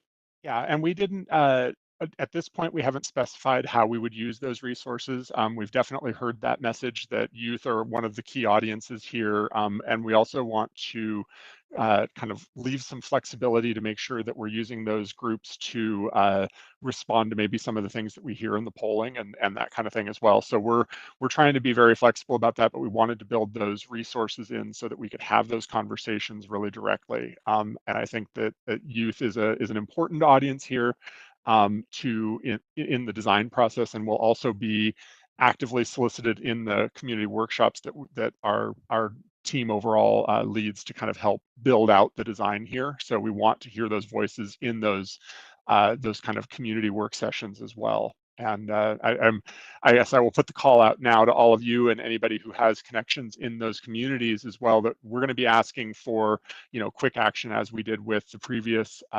questionnaire and other things, to help us get the word out about this very quite rapid continuation of this process. So I think just hearing what you're hearing right now about the audiences and the people who are important, we tried to include some of that in our proposal, but we're gonna really make some quick and pointed asks around that. Thank you. Sounds good. Councilor Reich. I think maybe what the mayor was saying was not just focus on the youth, but make sure that we get the broad representation. The youth that may have grand ideas for this, or not all of them are voters that are going to have to commit financial resources to it. So I think we want to make sure that we hear from the youth, but we also hear from us retired folks as well as others, people maybe with that live in the community without children. So just make sure that we get that broad coverage in the focus groups. That was exactly what I was intending to mean. Yeah, just making sure that everybody. It'd be interesting to hear from what are the different age groups and family statuses, whether you have kids or not. What do they think? That's one way to get that through the focus group, but also through the poll and your survey. Director Big John, go ahead. Hey there, I didn't know how to step in there. I wanted to add, with all this discussion, that I think we have a really great opportunity to think of this as a multi-generational recreational community center. I think there's a lot of great opportunities, just even doing the outreach, whatever's decided how we move forward, is that we're able to look at our system holistically as far as even all the programming that we offer currently in the facilities we currently have. And so I think that is our ultimate goal, is there is a lot of different users that can come here, and how we can optimize the adult community center better if we have this rec center, and how do we look at the other locations we have. So I fully agree with that. I think that's going to be our intent. Also taking what MIG's platform that they're creating and working with us on that as staff, us going out and finding other opportunities to reach out to more community members during this time frame too. So I really am looking forward to this, because we're going to learn a lot more, even just on our overall programming and how we operate just through this process, no matter what the outcome is.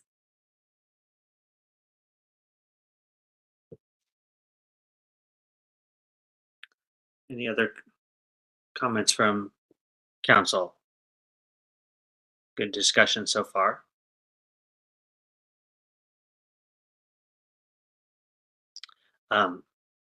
Okay. The last thing that I had to add was it would be cool to use. We've had success with our newsletter using direct mail to households, and it'd be interesting to see us try to use for the free response portion of the survey. Is there a way to reach every household through the mail with a QR code or a link or more information, so they can chime in up front about during this next process? I don't think it's too costly to do that, but that'd be social media reaches one demographic, but going beyond that, direct mail can reach everybody, even though it's kind of the old fashioned way. But there's just one other idea we can explore. We don't have to have an answer to it tonight, but just want to get a broad representation of everybody's opinions before we move forward, as many as possible, before we decide. The ultimate question is, do we refer this process to the ballot, this project, this recreation center? Are we going to refer it to the ballot and ask people whether they want to invest in it in the form of their tax dollars? So that's what we need to answer. Ryan, go ahead. And just to clarify on that, in our kind of line item for communication materials, the kinds of items that we have explored stemming from the conversation we had in December, I wanted to note that I think that one of your streets teams had talked about, your planning team had talked about the effectiveness of the immediate kind of door hangers, and we had talked a little bit about direct mail, and I wanted to just say that that was one of the items that we kind of worked into that proposal as a result of that December meeting. There's a lot of flexibility in what we can do there. We have an in-house communications and graphics team that's very familiar with public information campaigns.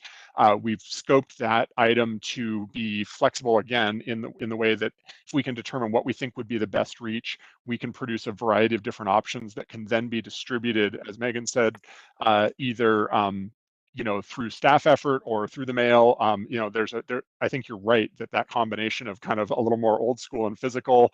Once we have some really exciting graphics and a story to tell about what this building could be, I think that those materials are going to be really useful in a variety of different ways, but we can design them to be mailable, and then they can also be a handout or something along that line. And I think that that's the kind of multi-use that we want to get out of every dollar, every task on this as we go through.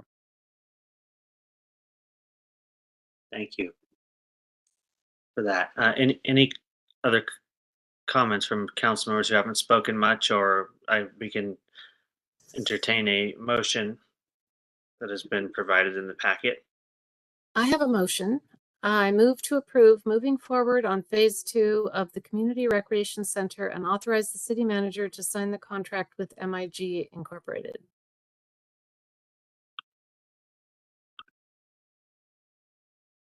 Second. Okay, it's been moved and seconded to approve moving forward on phase 2 of the Community Recreation Center and authorize the city manager to sign the contract with MIG Incorporated. Is there any discussion? Okay, seeing none. Go ahead and call the roll. Councilor Irwin, Yes.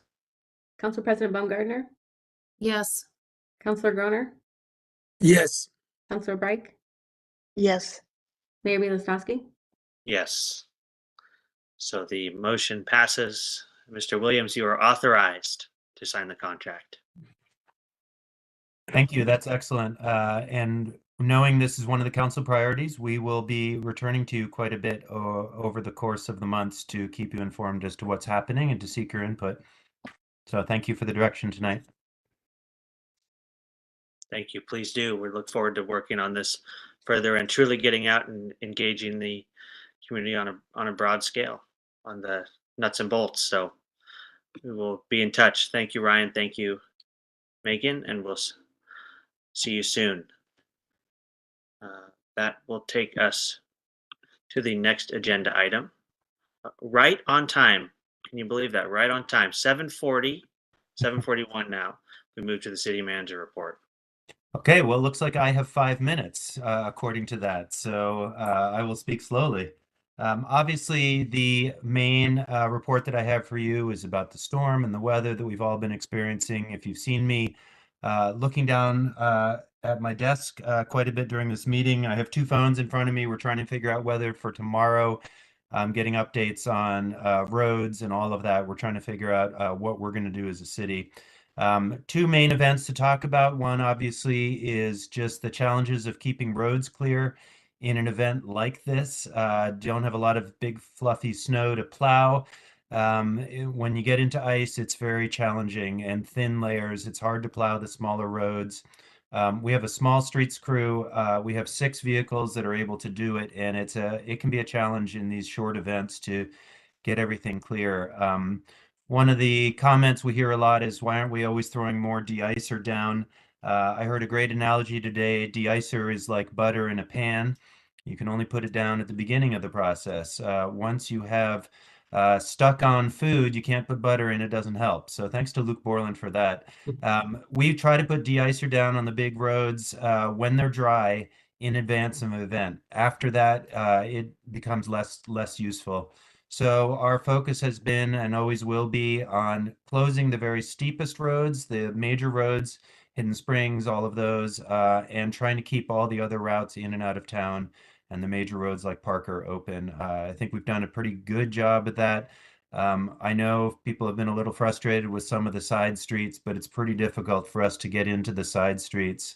I found my street to be pretty drivable over the last couple of days, but I know not everyone had the same experience.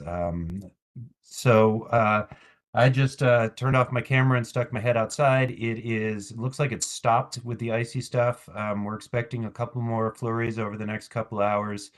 At this point, it looks like we're going to be doing a late start for city public facilities tomorrow, not earlier than 10 a.m. based on the latest National Weather Service, and then we'll see where we stand. If the streets are drivable, everything's melted, we will reopen. Otherwise, we'll stay closed as long as we need to. Westland Wilsonville schools, Lake Oswego schools, all closed all day tomorrow. That all came in during our meeting or just before it. The other big event is the water situation in the Horton pressure zone. We had a unexpected equipment failure. Looking at the description right here, Basically, if you think of our water system, or we could turn this over to Councilor Breich to talk about, but think of it like a layer cake. We have elevation zones all over the city. We have reservoirs in the different elevation zones. They feed each other. An unusual thing happened today. We had a small piece of ice clog a tiny little copper line up near the Horton Reservoir, basically to cause the gauges to misread, and the Horton Reservoir didn't refill.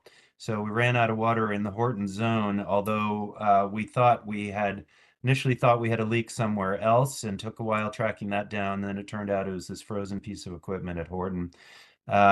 It's probably okay, but from an abundance of caution, we've issued a boil water alert.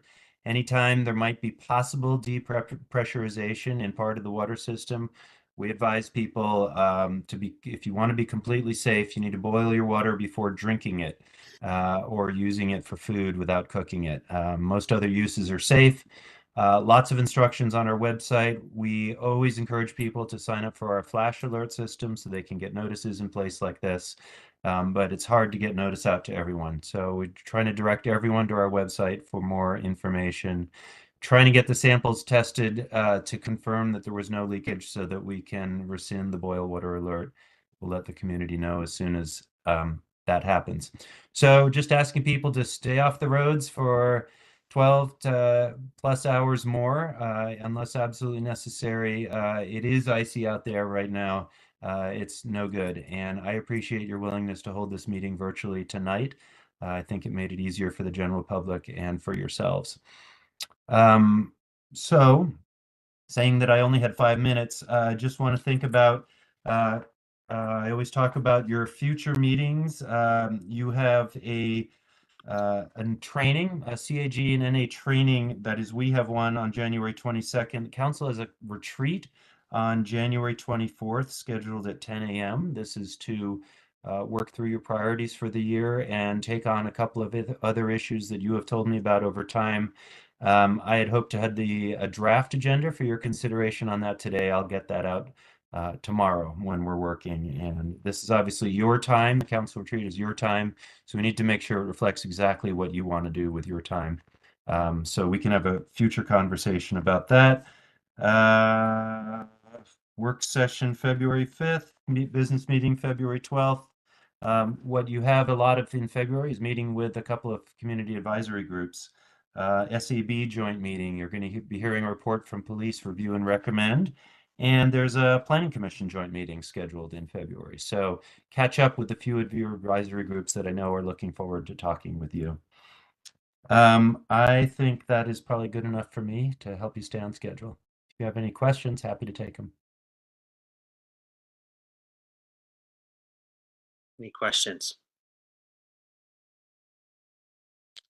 Okay, that means your report was very detailed and thorough. We appreciate that. And thanks for the updates on the water situation. We appreciate our crews being out there in the cold today, trying to get the water back flowing. It sounds like they did so. It did, and we very much appreciate. That was an unusual situation that we were not expecting. Every one of these weather situations, we get something new. We love that.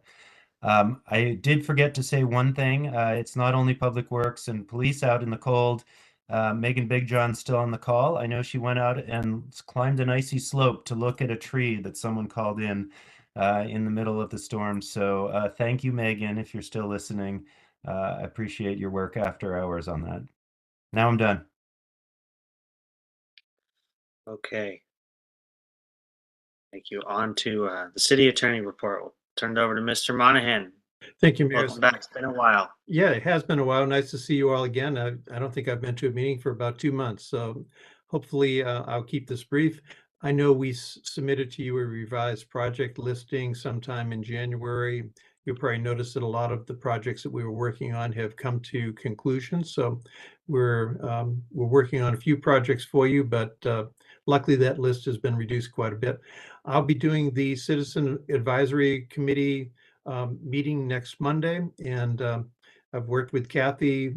She's prepared the documentation that we'll submit to the group, and we'll include in that some of the discussion about the most recent issues, Zoom bombing or WebEx bombing in your case, situations and how to deal with that. So we'll try to help the committee members so they're able to maintain properly conducted meetings without disruption. And we also put into it the changes that you have made within your council rules, because we do emphasize to the boards and committees that their procedures are the ones that you have adopted that apply to them. That's all I have. So hopefully I've stayed on track. Any questions for the city attorney's office? Thank you, Bill. You're welcome. Okay, see, no questions. So we will adjourn to the work session.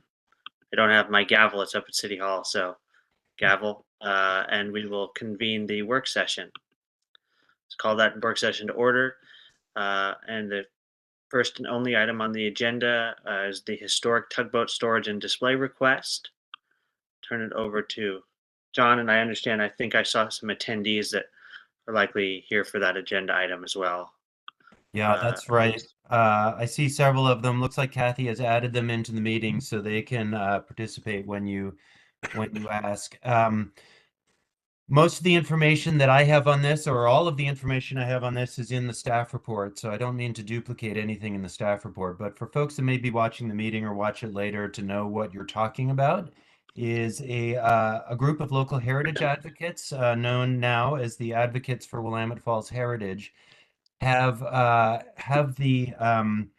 proposal that the city take ownership of a 75-year-old 40-foot tugboat that used to ply the Willamette River in the West Linn area. It's one of the last of its kind that is still in or existing, I guess I would say. The boat is known as the Lady B. It was built here in this area and served in this area for many years. In the staff report, there's some information about this boat. The Heritage Advocates have been working for some time to try to figure out whether this boat could be preserved and displayed in the West Linn area. They, I know, have thought through several places that it might go. Most of the places that I have heard about that they've proposed are city ownership. Parks, particularly Willamette Park, is a high priority interest area for them due to the adjacent Bernard Landing where this boat would have worked for many years. The thought is you could make a good an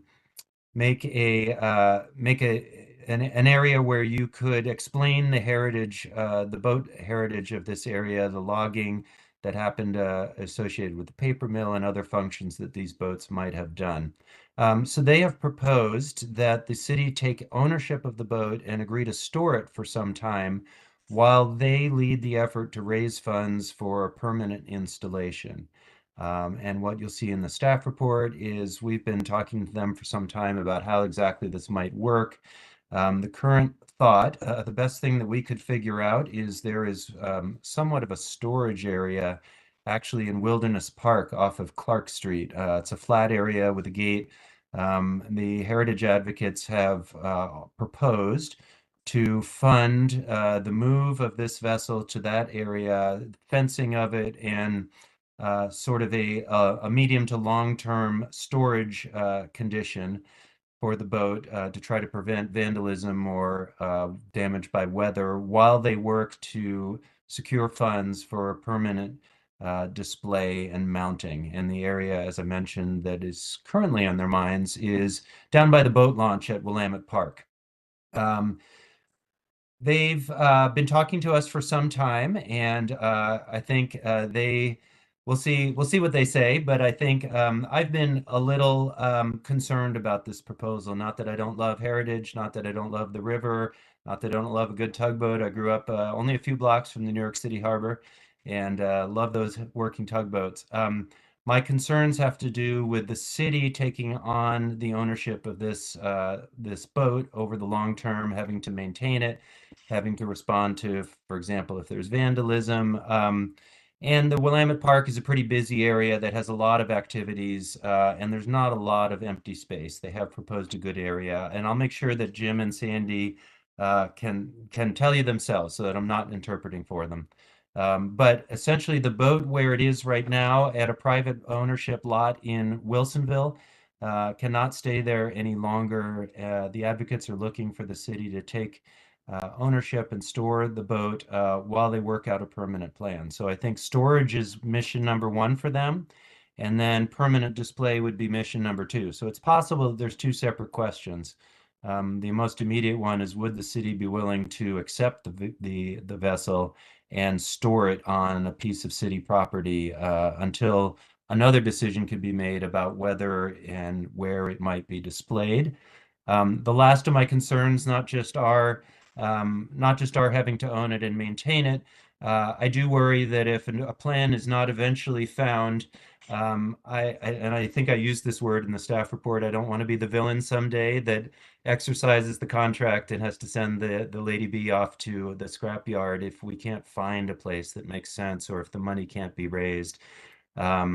Everyone knows I like to be the nice guy, not the villain. So this sets me up to be the villain, maybe the hero, if we can figure it all out.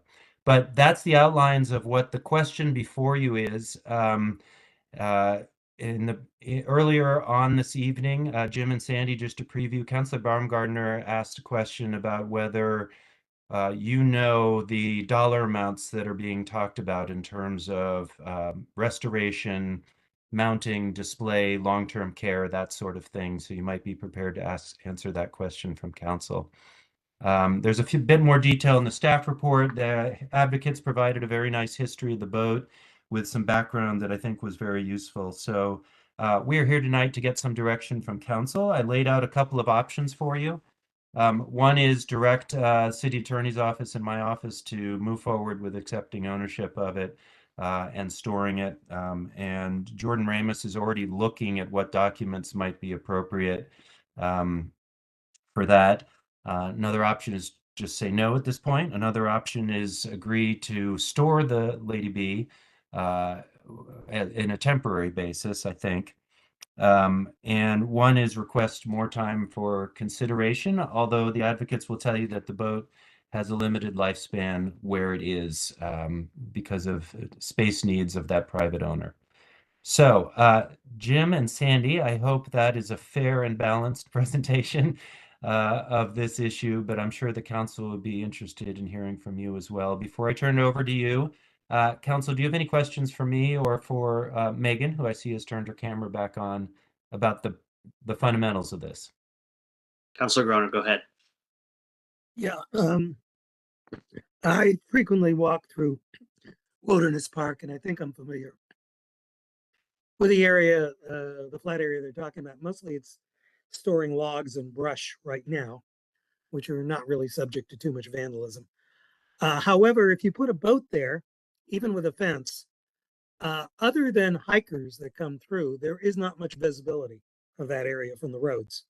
And so it'd be very easy for vandals to come in and do it. Secondly, either in Wilderness Park or its ultimate destination, I used to live in the New York area and the North Carolina area, and I visited the aircraft carrier Intrepid and the battleship North Carolina. Boats, well, those were warships, but even other boats are not really OSHA standard safety items. So I'd be very concerned about safety of the public perhaps getting on a boat. There are steep ladders and easy to fall and sometimes exposed machinery. So those are a couple of concerns I have. Councilor Groner, thank you for that. I agree about we don't have a great place for this. If the council was interested in storing it, we really don't have a great spot. I agree, it's sort of a non sequitur. If you're walking through Wilderness Park and come into a clearing and find a boat, it's a little bit odd. And it is a little bit out of the way. The advocates originally proposed storing it down in Willamette Park. They had identified an area on the side of a field, I guess. We had some concerns about that spot. It was also an out of the way spot that I think vandalism, sort of any place that doesn't have great visibility anywhere in our park system, is going to be a challenge. You all have been to our city operations yard. You know there's not a single place we could put it there. So really, we have struggled to figure out where a good location might be. And I'm sure Jim and Sandy may have some more thoughts on that, but I do worry about vandalism.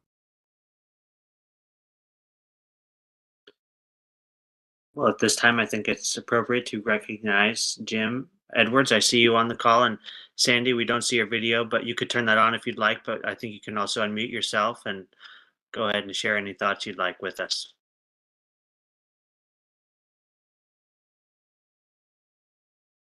Am I appearing? There you are. Yep. Hi, Sandy. I think I'm on. Hi, Councilor President, everyone. I'm Sandy Carter. I hope that you can hear me tonight. I've been a little under the weather, but this was so important. I'm just delighted to be in front of you, important people on this topic. I wanted to, I sent out some material today. I don't know if anybody in this horrible weather crisis had a chance to look at their email and see the one pagers that I sent out today. But one of the questions that I anticipated might be, you know, is this really that important? I mean, you know, this is problems to be solved and, you know, ingenuity to be applied and lots of things to be considered. And we have busy parks. So why is this so important? So I had forwarded some one-page letters, and the backstory behind that is I'm the person that when we found out we had a crisis and that the company in Wilsonville wanted the boat gone by the end of summer. This was high summer. So we had like 6 weeks or so, according to their first deadline, to have it gone, or this boat would go to the scrapyard. We had been looking at other places. It's a unique thing. So I just sat down and thought, who do I know that can help me get money to just move it, and we can make this initial thing a rescue? Because the plan A, which we've been working on for almost a year and a half with other partners, kind of exploring opportunities that might be in Wilsonville or Oregon City or Canby. Nothing had solidified. And so our plan B was always, we'll have to just rescue it and then figure out plan A. Now, you know, no offense to Jim, who worked in deep negotiations with the company in Wilsonville to develop the paperwork that that sort of illustrates the partnership that we've got going on this.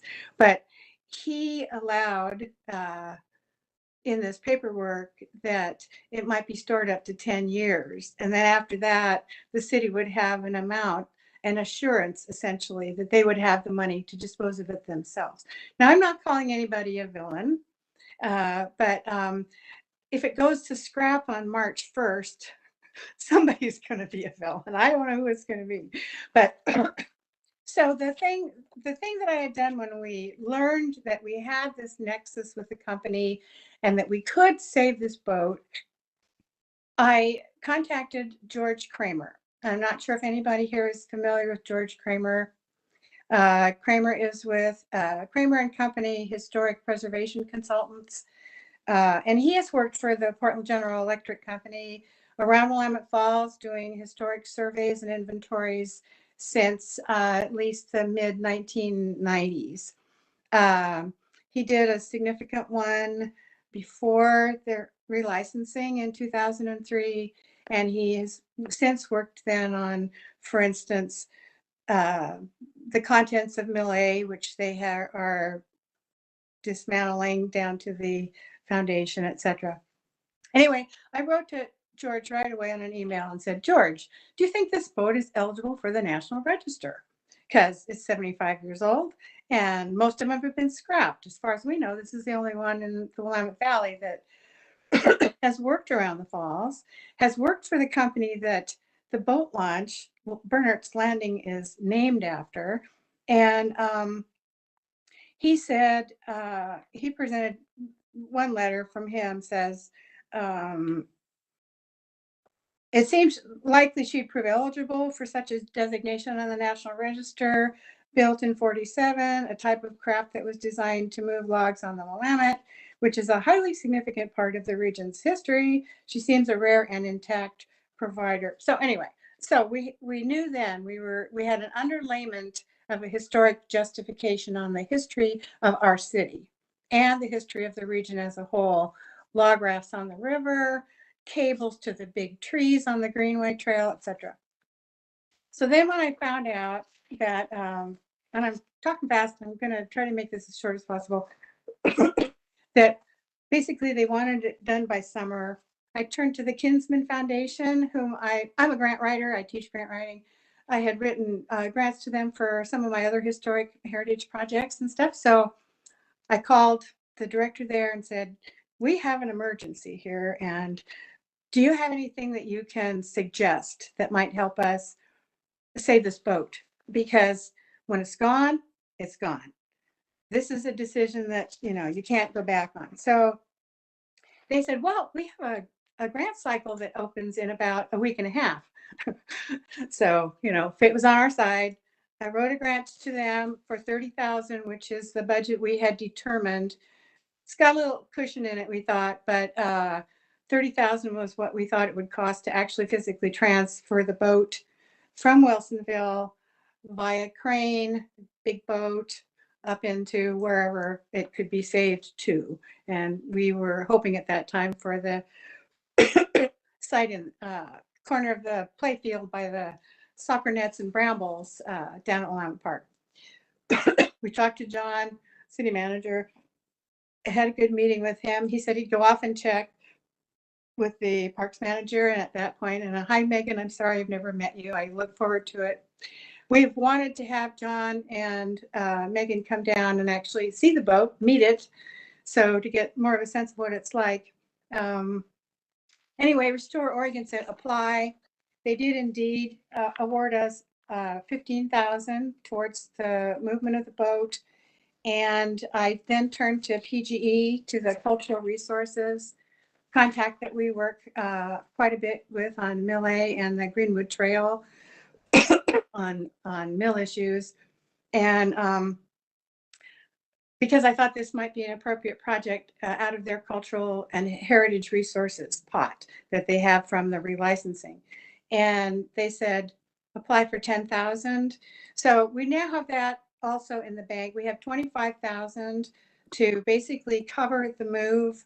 And we plan to put like a cyclone fence around it. I know somebody said, a cyclone fence says climb me. But this is not an easy boat to damage. It's a steel hull. It's not wood. It's not going to dry rot. It has a coating of marine paint, which looks to me to be rubber and tar mixed together or something. It's pretty impervious. I'm sure it could be cleaned if it was painted. The windows, it's a one-story. And in the proposal that we've developed with one of our board members, who's an engineer, and another one who actually works on the board of the Sternwheeler Portland. The proposal is to actually, rather than have it up high where people could see the, what do you call that thing? The stem that the propeller goes on anyway, which is what would have been my preference.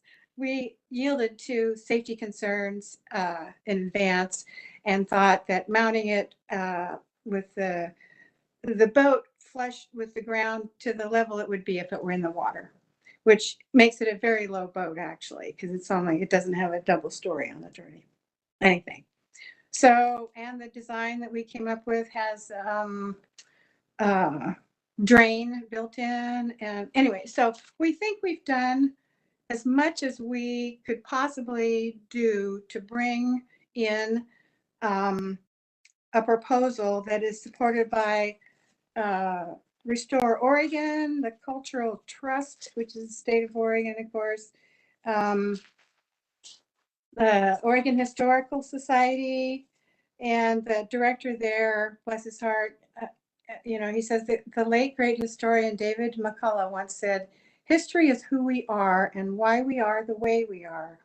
And I'd hate that to get lost in West Linn. I've actually heard people at the supermarket in West Linn say, boy, I'm sure glad I don't live in a mill town. And I thought, whoa, these people don't know what built this town, what built the wealth in this town, what paid the taxes in this town. You know, it was the river, the logs, and the mill. So anyway, so we had tremendous support within the space of 2 days. I had letters of support from the Willamette Falls Coalition, Falls and Landings Coalition, the Historical Society, the Oregon Historical Society, and the Cultural Trust, and Restore Oregon. And those are like the elite of people who save the most important heritage in our state. And I think, and they think, that this is a very important part of the story of our state that isn't being told. So that's where I came in. I wrote the grants. I got the first 25,000, and I intend to see this through if you see fit to approve the storage of this and the rescue of it. I don't think nobody's going to raise funds for 10 years. I mean, an item's only hot for how long? 2, 3. So I would think that we would have the money for the Plan A, whatever that's determined to be, and whoever decides on it, within 3 years, knowing grant cycles and knowing these funders and how excited they are about it. Jim was the one who worked out the budgets, the physical budgets for a lot of this. And I'd appreciate it if he could come on and answer those questions about total project costs and stuff like that. But we've proved ourselves effective at working with the city on a project like this. We're the ones who did the grindstone sculpture at the head of the Greenway Trail. That was my project, and Ken Worcester, and it was a great collaboration. So anyway, if Jim can talk to your financial concerns, I would just like to thank you very much for being patient with me and letting me address some questions that you might have. Thank you. Is Jim there? Yes. Well, first of all, I'd like to thank the city council and the mayor for considering this topic. As a point of clarification, we're not proposing that you accept our concept of storing the boat all long-term in the Willamette Park. We're just advocating for the city to take possession of the tugboat to avoid its demolition. And we've been working on this for 2 years, and I think Councilor Baumgartner, you asked the question about what we think it would cost to do a permanent facility, and we have some estimates for that, and it's well over $100,000. And we determined about 3 or 4 months ago that there was not enough time to raise that amount of money or to get the approval from a permanent location to avoid the deadline that the owner has put on the boat of at the time it was the end of the year, and they've extended that to the end of February, and they might give us another 30 days if we need it. But ultimately, if you reject this storage idea, the boat will be scrapped, and that's a real shame. I was just thinking about, as Sandy was describing the characteristics of the tugboat and how that's important to the historic character of the Willamette River, especially at the falls and the locks. It's a little bit like if this was the city of Detroit, and this was the only Model A Ford in existence, and it was headed for the scrapyard, I don't think there would be any question that it would be saved. And this is a very unique product or boat that is very special to the West Linn and the Willamette River. It worked to move logs up and down the river that fed the mill, that kept the mill in operation. So it's very important feature.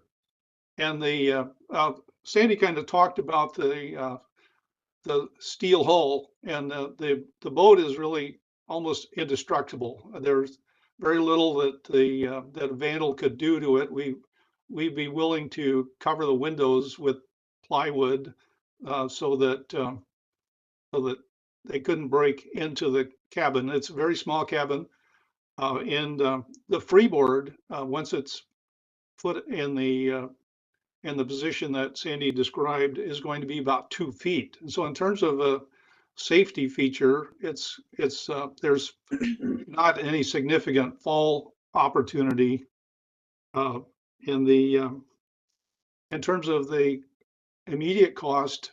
We believe that we've covered all of the cost that would be incurred by moving the boat to Clark Street, including we've offered the city some sort of financial instrument that would allow them to have $10,000 to pay somebody to come and get the boat if we never find a permanent home for it. And I see that Sandy's got her hand up, so she must have something to add. Yeah, thank you. The brain jumps around.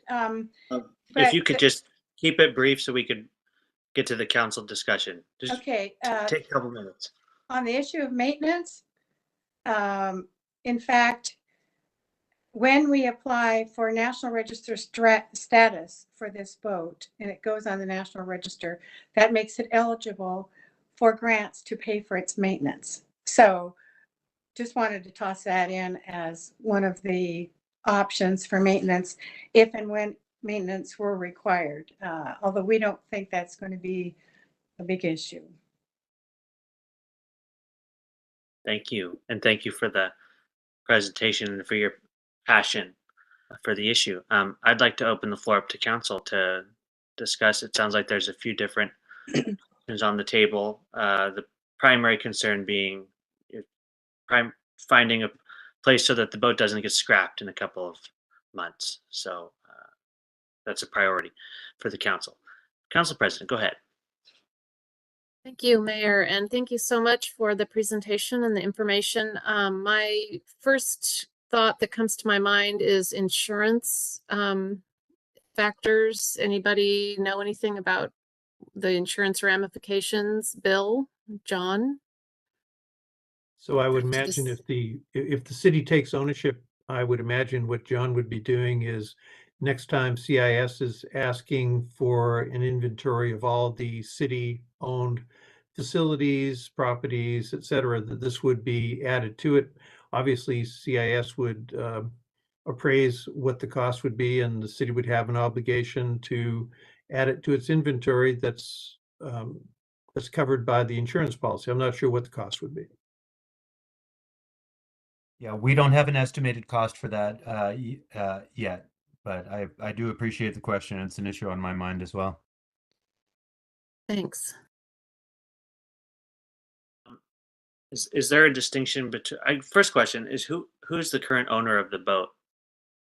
The current owner of the boat is Wilsonville Concrete Products, which is still owned and operated, managed by the Burnett family, which is a West Linn family going back 130 years. Okay, thank you. And I guess I'm a little concerned about the city taking ownership of the boat, only because we're not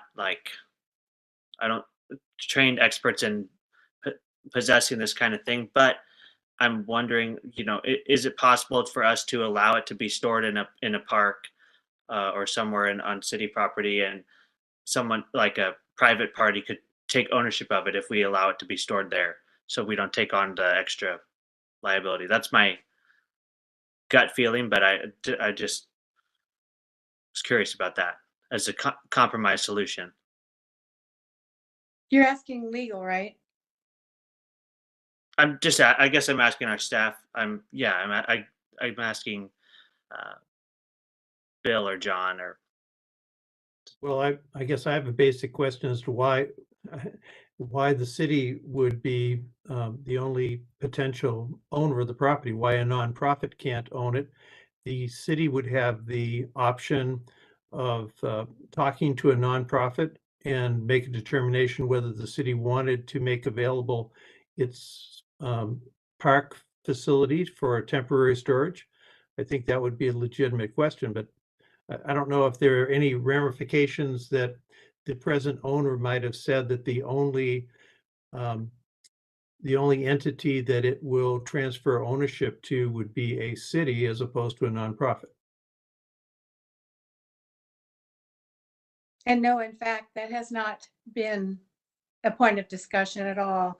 I think it's whoever will step up. And at this time, we didn't consider the fact that it could be stored at the city, but owned by another nonprofit.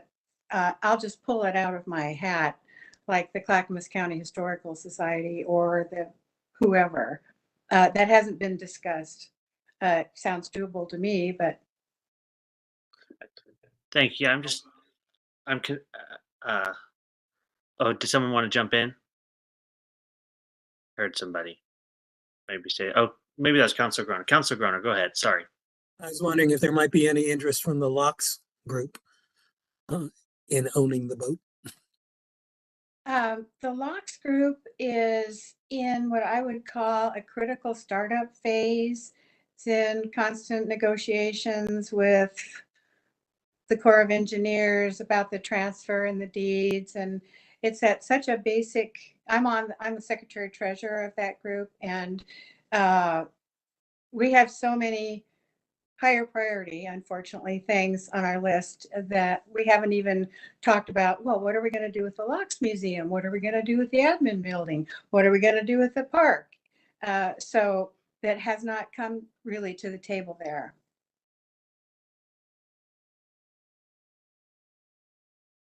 Thank you. I personally, I want to be a part of the positive solution. And I don't want to see the boat scrapped for sure, but I just have concerns about the city taking like legal ownership of it and without having people that are trained in maintaining and the liabilities that come with that. So my personal opinion would be happy to make our parks available for it to be stored there for sure. In the interim time while things are figured out. So Councilor Irwin, go ahead. Right. Thank you, Mayor. I definitely think that we should be open to a private individual taking ownership. I mean, we always do our our regular updates to people by email, and we could definitely do our part to raise community awareness for the need to preserve this boat. And someone with a great seafaring background might want to jump on this opportunity, since I mean, it isn't I mean, it's big, but it's not gigantic, and I could see someone actually wanting to own it and have it on their own property. I'm not sure how you all feel about that potential, but I definitely want to do what we can to be part of the solution. But I do have the similar concerns that have been expressed regarding the city taking ownership of it, because it is rather outside our purview. Thank you. Council President, and then I'll go to Councilor Reich and then Mr. Edwards. Thanks. I just was going to ask Director Big John if to give us any input on storing it in a park. Thank you. Thank you, Counselor. Yeah, I've had quite a few conversations with John about this, and since in my short time here, beyond the Lady B, is that I've had multiple organizations reach out to me directly about historical items that they would like the city to preserve. I know that's not your question directly, but I was going to get to it. And I've mentioned to John, I'm the parks director as, land manager, and knowing that, is it my purview to make decisions based on what the value is for the city and as far as what we're wanting to care for long term. And so I'm struggling with that internally a little bit to say the piece that was mentioned down at Willamette currently was graffitied. Somebody had covered it up and our staff went over to clean it off. And I was wondering, like, what if we do something wrong to our, artifact? Are we Are we skilled enough? Which our crew is awesome. They did a great job of getting it cleaned up. But I think of wanting to make sure that any item that comes to us is a treasure to those who donate it, also to the city's investment. And I want to make sure we can do that well. So I do have some concerns overall with our historical items that are being presented, that we can honor them appropriately and with the heart that they deserve. As far as storing at a park, I had mentioned to John that I really want to make sure there's clear understanding of what the art department and city's role is as far as protecting that. If we're going to be either owning it or just monitoring it, it will have a staff increase. Who is to be looking after that as it's even sitting there waiting to be restored? So those are some clear things I'd like to be able to, at the end of this, whatever's decided, that we have some clear understanding. So again, I come from a place of not wanting to disappoint somebody with the treasure that they're instilling to us. So I do have some concerns, and because I want to do it well, you know. Thank you. Councilor Bright, go ahead. Yeah, so I totally hear what Director Big John is saying as far as staff requirements. The city has a lot of park space and a lot of programming, and that does kind of, the staff is already spread pretty thin.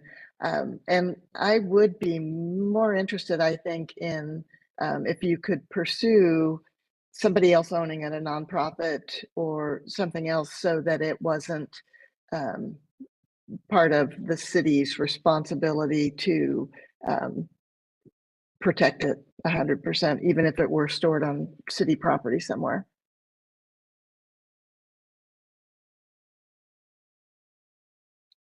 Thank you, Councilor. Jim, go ahead. Well, we have two attorneys on our board, and both of them have said that it's inappropriate for Willamette Falls Heritage Foundation, the advocates, to own any significant physical assets. Now, we do have some photographs and some documents that we own, and but other than that, we don't have any physical assets. And we've been working on this for 2 years, and the owners have been very tolerant of the length of time it's taken, and to go out and try to find a nonprofit or an individual that would take ownership of the boat is probably not something that the current owners of the boat will tolerate, for the lack of a different definition. So I'm afraid that if the city doesn't take possession of the boat, it will go to the scrapyard.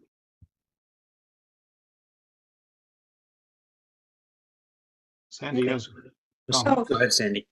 Thank you very much. I'll beg to not to differ with Jim, but to sort of take it a step farther and say, I believe that if the city will accept the storage duties for this treasure of ours, that since the crisis itself came up and we have all the interest from these big league heritage folks, I believe that it is more highly possible that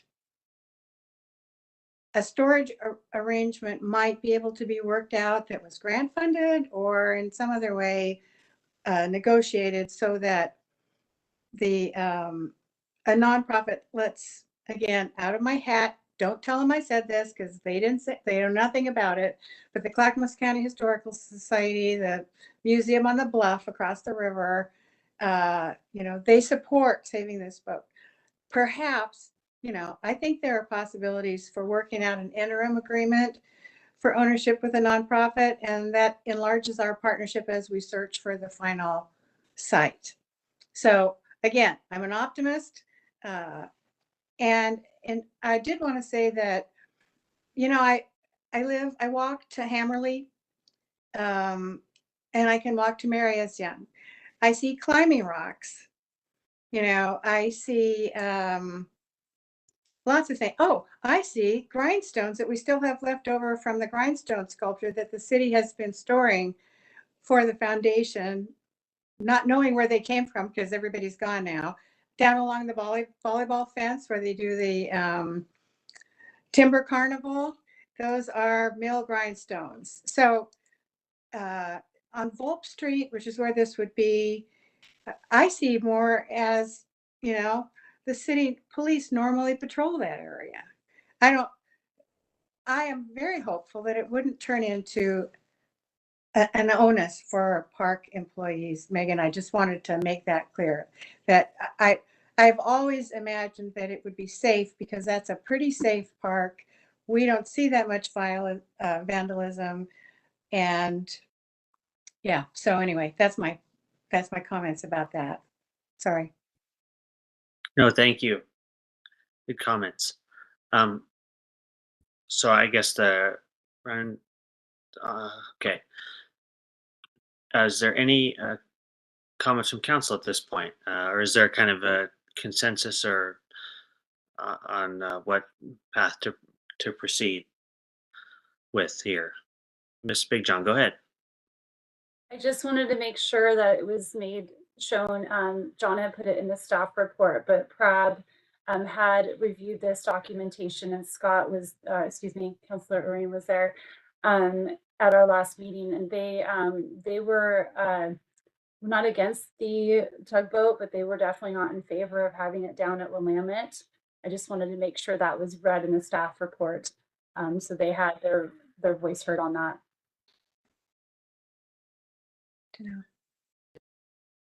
Thank you. you for adding that. So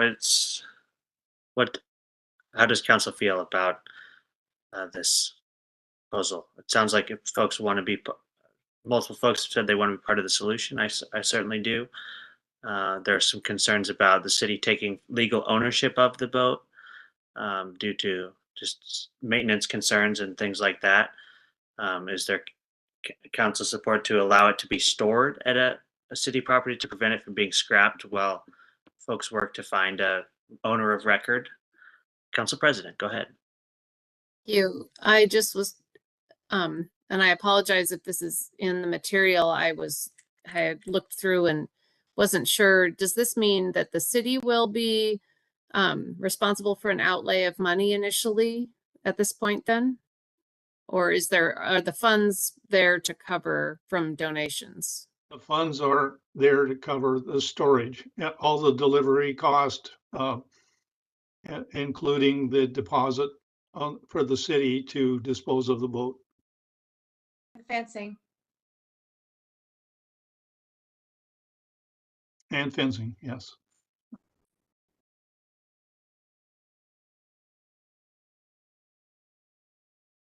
Okay, thank you. Good information. Let's just go around the room. Council President, go ahead. What are your thoughts? I guess I have some reservations, but at this point, if the funds are there, then I think moving forward carefully is in order.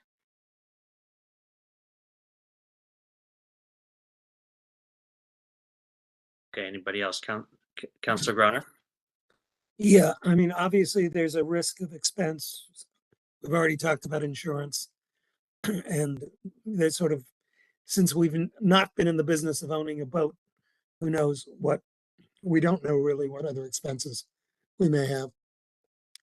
I have noticed, I sometimes hike in Maddox Woods, and apparently, I don't know if there's a boatyard down there or somebody who was running a boatyard down there, but there seems to be a lot of pictures about boat building down there. I wonder if somewhere near there might be an alternative place.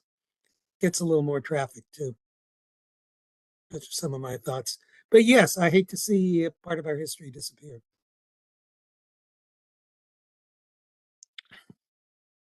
Councilor Irwin, go ahead. Do you have any thoughts? Thank you, Mayor.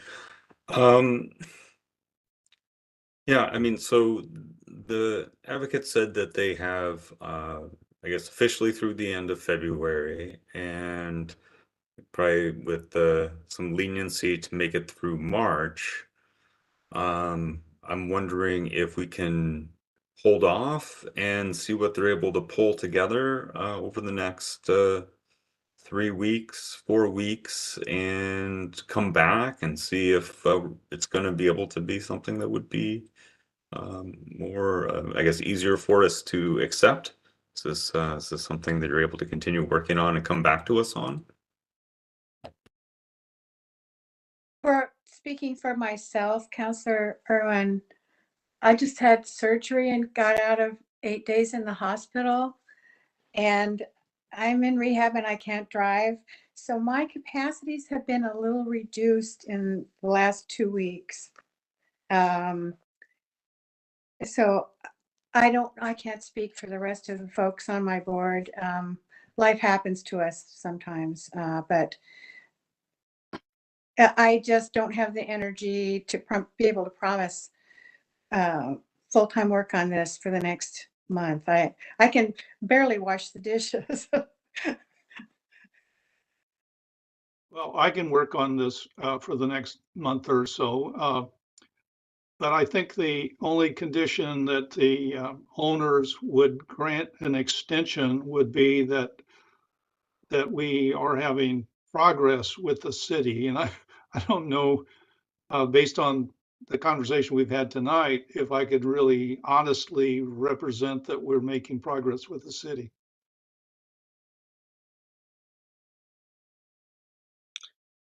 Councilor Bright, go ahead.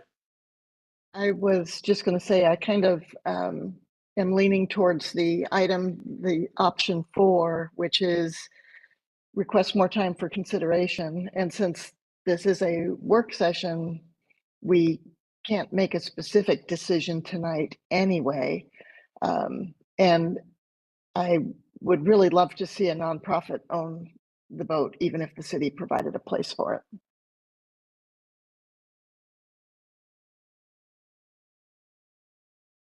Okay, so it sounds like there's a willingness to explore the idea of the city hosting the boat at a certain site. I'd leave that determination to staff where it would be. But more importantly, a request for more information or on the ownership aspect of it, because there's concern about the city taking on ownership of the boat, but a desire, it sounds like, from council to play a part in not allowing the boat to be scrapped right away and finding a place to store it in the interim. And some private party could own it, and then maybe at some point it would be moved to a permanent display, and maybe that could even be on city property somewhere. But does that reflect the council's deliberation, that kind of consensus? Not, we can't vote tonight. You're right, Carol, Councilor Bright. So we could come back to the item next month. But it feels like there's a desire to have an answer as to the storage component sooner rather than later. So, Council President, go ahead. Thank you. Yes, I'm not against the boat, but the problem is that what we're being asked, if I'm not mistaken, is to take ownership of it with this decision. Even if it's only for a temporary amount of time. For instance, if we, in the end, can't execute a placement for it in a final resting place, I was trying to think of a better word for that, a final placement, then I'm hearing that there's funds built in to scrap it, if that's as a backup for us, I guess. But still, we have to own it. As far as I'm understanding, that's the request. Is that right? Sounds That's like correct. The seller will not continue to own the boat, so they are insisting, or the current owner of the boat is insisting that someone else take title to the boat. Okay. And then it becomes our liability exposure. potentially. I'm not against a boat. I'm not against history. I'm not against heritage. I'm just talking about the practical features of it. And it's a very important item. I'm not arguing its historical importance, but that's what we have to kind of where the rubber meets the road for us here. And so that's why I'm asking the questions I am, not because I don't think the boat's important, but no matter how important it is, if something happens to it or something happens to someone in relation to it, we've made the decision to bring it to the city and place it on our property. So that's really where I'm mostly wanting to be reassured. Council President, if someone else took ownership of the boat, but it was stored on city property, would that change your? Well, I'm not an insurance expert, so I'd need to find out more about our exposure in that case and our responsibility. Okay.